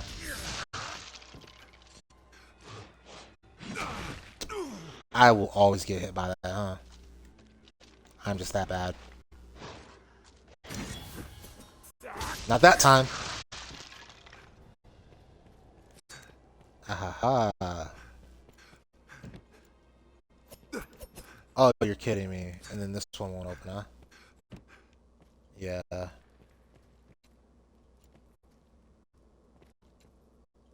Oh, there's no more demonstration of this area. So I can't get through the gate.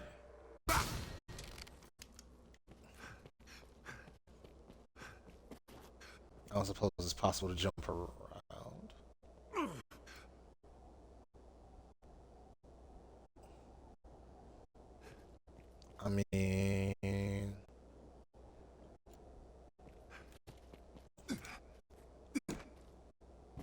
I mean...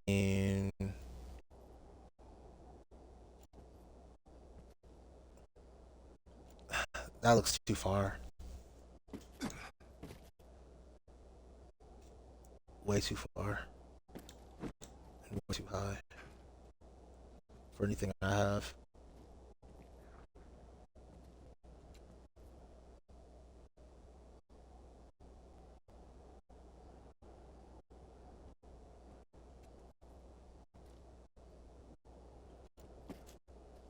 Probably with Magic Archer it's doable, but not right now. Oh, I hate that. I'm going to warp out of here. Anyway, so it's chest number 9 on the map. If you go to the description, you'll be able to find the page for Bluemoon Tower. Chest number 9, chest number 17. 17 is almost always an assassin's mask. And chest number 9 has the potential to have breaches in it at a much lower rate. So, yeah, those are the 2 items we were looking for here. So, we're going to get the heck up out of here because I don't like being yelled at. Alright.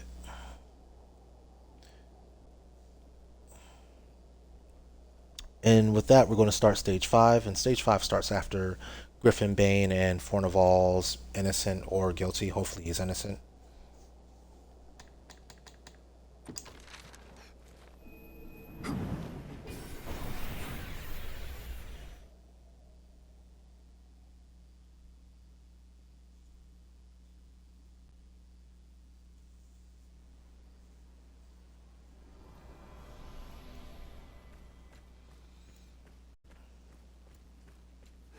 Once you start stage 5, Matthias will sell you the Harpy cloak. Remember, we went and we got the iron bandings earlier. So we have leg clothing. Now we have a cape. We should also have the assassin's breeches, as as well as the assassin's mask.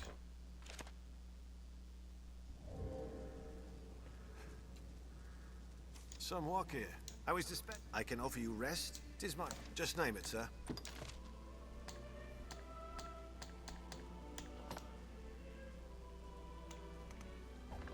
I'm not really worried about that piece.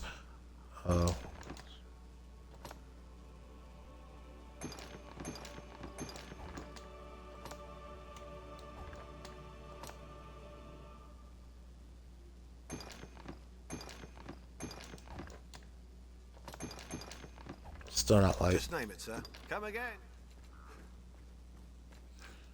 So for what we've gathered now,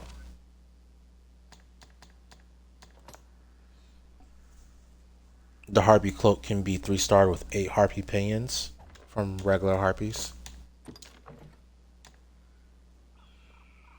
The Assassin's Breeches can be 2-starred with 1 Unspeakable Meat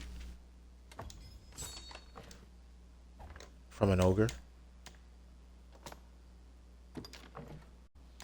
And the Assassin's Mask can be 2-starred with, matter of fact,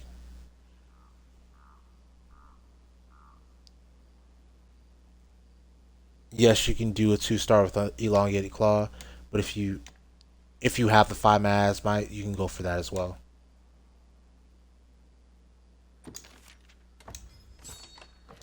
Elongated Claws should be filling up your inventory, so you almost always have the guaranteed 2-star.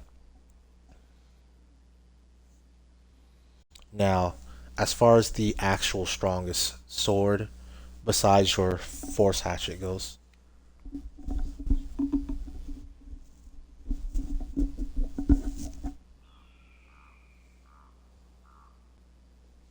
speaking of Force Hatchet, we are going to, at this point, be able to talk to Fornival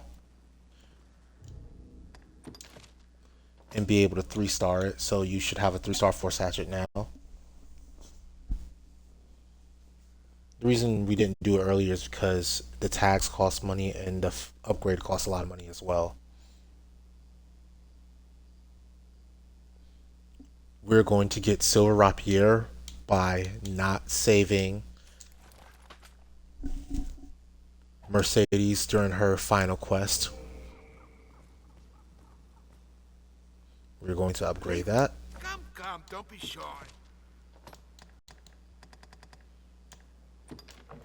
With 2 Lordly Emblems from Skeleton Lords outside of the Soulflayer Canyon East entrance at night.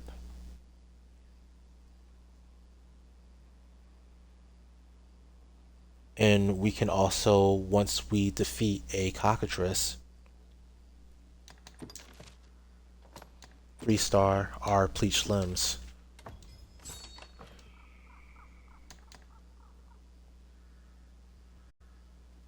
And if you are one of the few, the proud, the weird, the users of shields with Assassin, you could also 3-star your Lustrous Targe by hunting down Metal Golems for enough Electrum to 3-star it. I laugh because it's not necessarily funny, but it's kind of sad how bad the shield is with the Assassin. In any case, that's all you need to do during stage 5. So we're moving straight into stage 6. Stage 6, you will be able to get the Divine Razors from Malin's shop, assuming she opened the shop. You had to do Mason's quest at the very beginning of Gran Soren.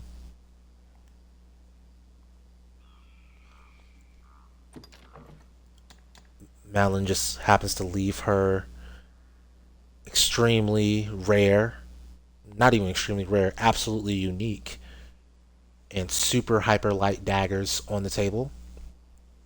Hard sitting daggers in the game. After you upgrade them with priceless artifacts, that is.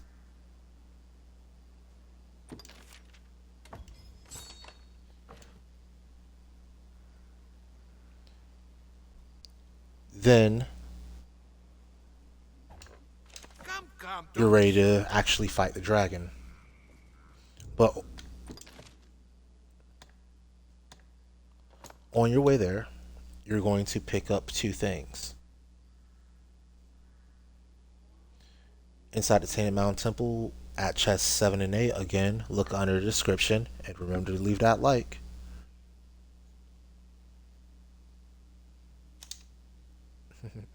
You're going to find the lamellar jacket.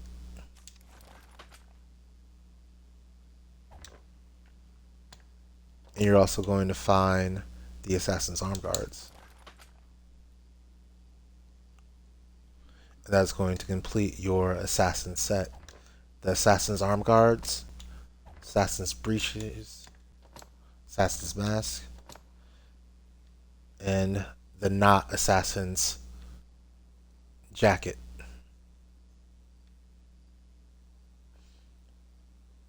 The jacket looks kind of funny, I'm going to keep it real. Plus it doesn't have the assassin name on it. But when you have the cape as well, it all kind of meshes. And this is the most assassiny assassin that you can be in game.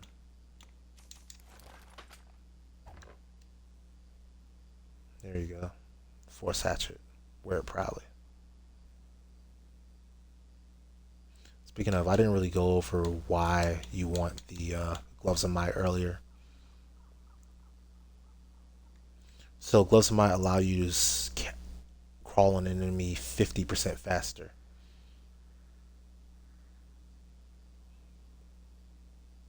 So if you're a big fan of Gouge or Kisses, or you just happen, you can just keep them on you at all times, like in your inventory, so that if you're fighting a big enemy and you want to climb quick, go ahead and equip your Gloves of Might real fast and then do what you need to do. And then when you're not climbing an enemy, switch back to your Skill Arm Guard or your Assassin's Arm Guard.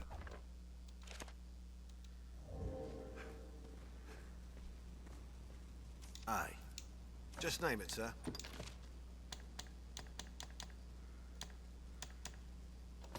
We are done with Crimson Teeth now. We're done with the Bastard Sword for sure.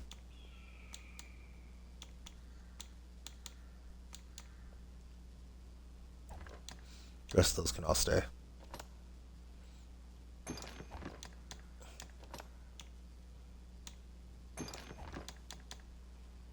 Just name it. Come again. By the way, you didn't see me equip them, Just name it. Come again.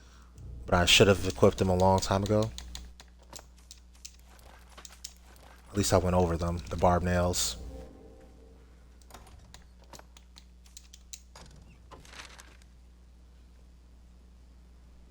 Alright. Now you are not going to upgrade the Assassin's Arm Guard or the Lamellar Jacket.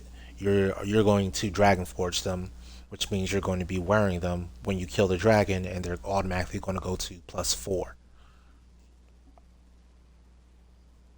You're also going to make sure that when you kill a dragon, you are wearing the Force Hatchet and the Griffin Bane, because you will get much stronger weapons than a Dragon Forged Bleached Limb or a Dragon Forged Silver Rapier when you kill the dragon. Therefore, you shouldn't focus on powerful weapons. You should focus on weapons with special abilities like Force Hatchet and Griffin Bane.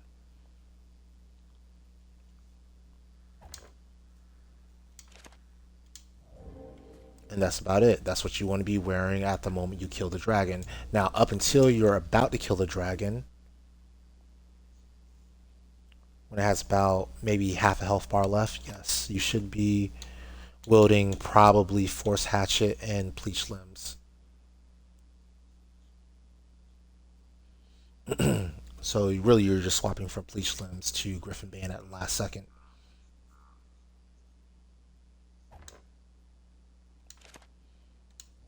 Right? I think that pretty much covers it all for the assassin. I really like this look.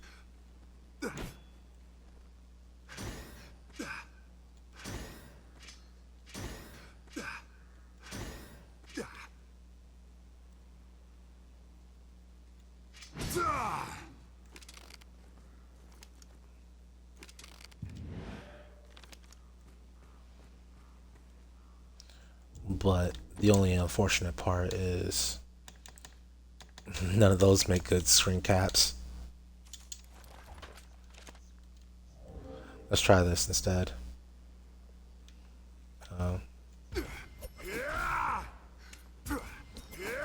One of those would probably be useful.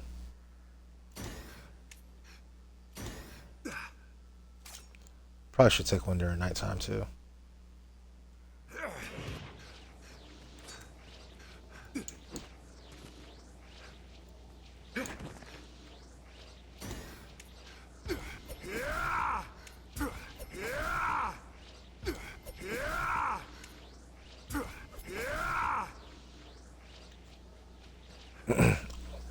What I can do is I can go back down with rusted bow and stilettos.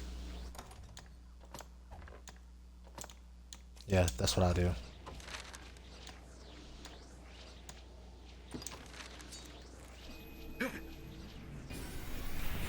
And I'll show you what it looks like to deal with those bandits.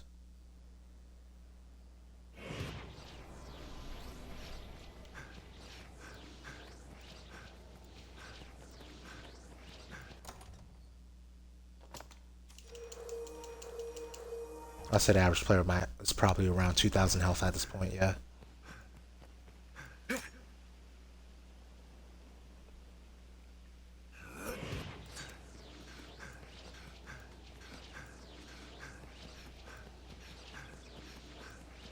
Maybe I'm overestimating it a bit.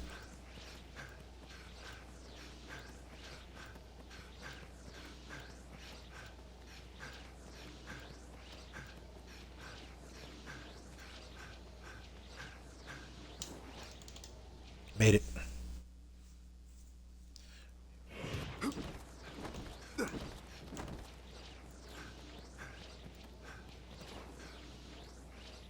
Wiki, have your pick.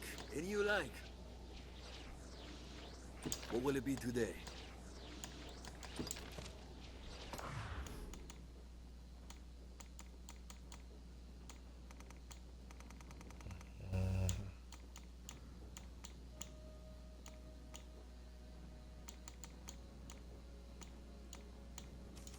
With stilettos and a rusted bow, right? What will it be? Have your pick. Come again.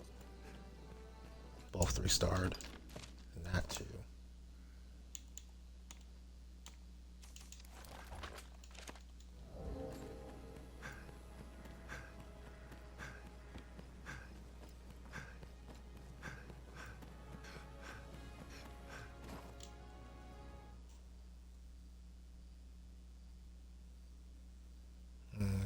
Yeah, there's no more to teach here. I'm just adding gameplay to the end of this.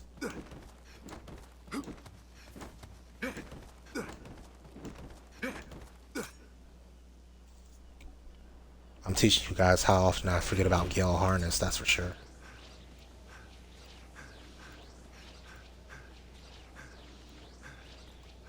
Alright.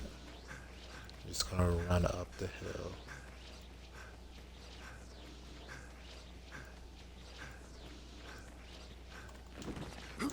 I'm gonna try to conserve a little bit of stamina.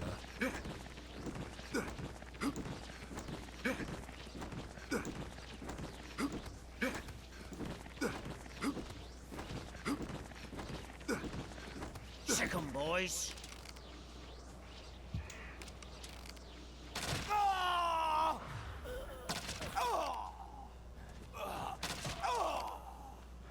Alright. I might be a little overpowered for this.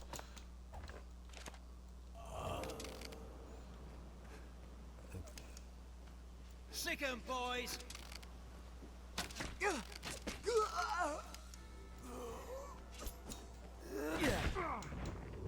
Ooh, that damage, 1,000 off rip.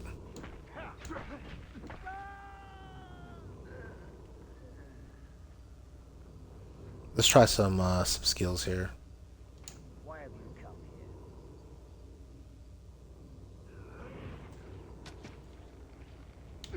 here?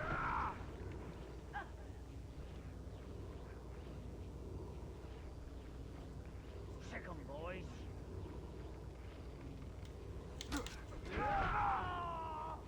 Psych.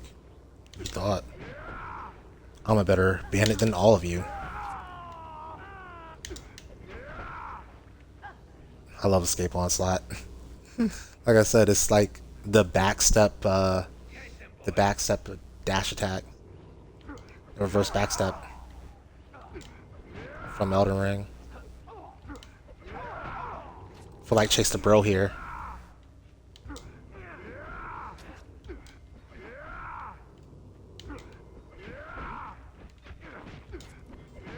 You can actually use it kind of as a fake counter skill in the same vein as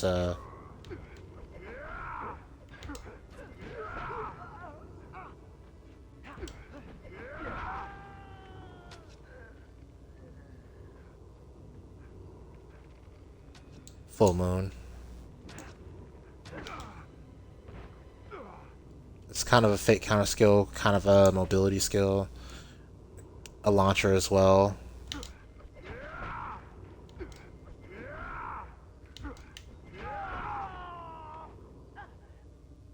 Launched him quite a bit.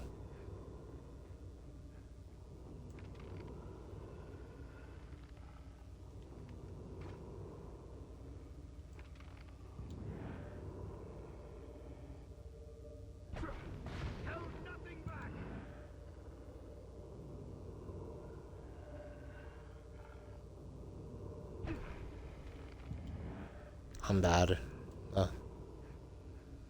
And I'm out of stamina.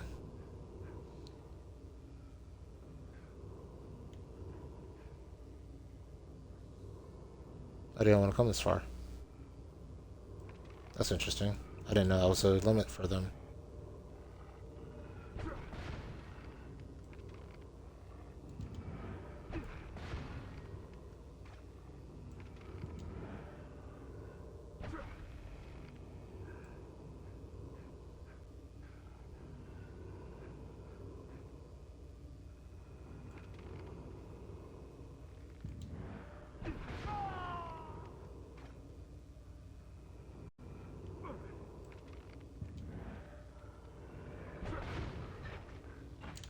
Wait, what?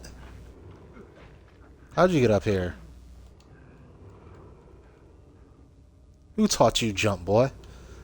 When was that in your animation set?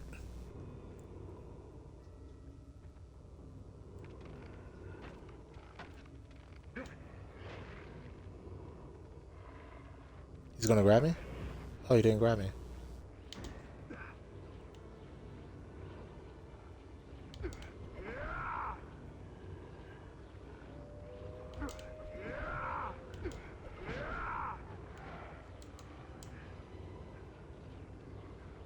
I don't recover faster? That's trash.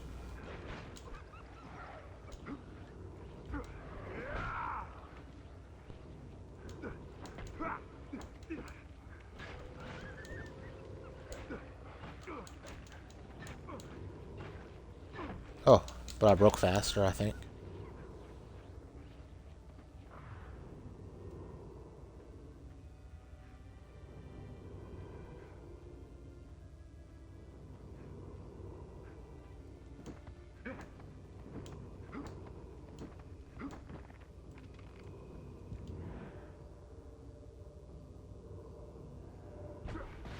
How dare you sit Indian style?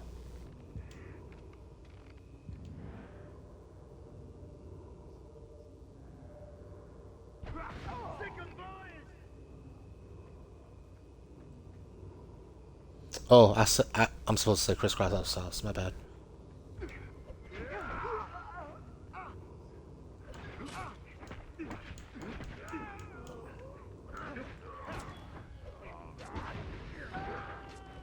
By the way, I was just upset that he was comfortable. It wasn't. Yeah, that's why I shouldn't have said the term in the first place, because it can be misconstrued as something else. Maybe I should just erase that.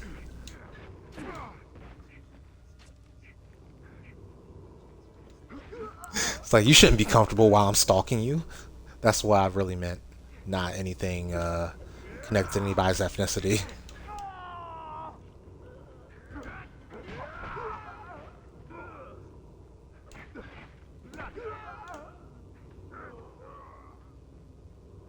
Alright, well that's enough bandit killing.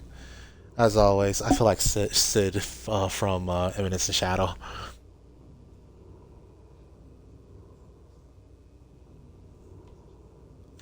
I've been me, you've been awesome. Until next time, peace.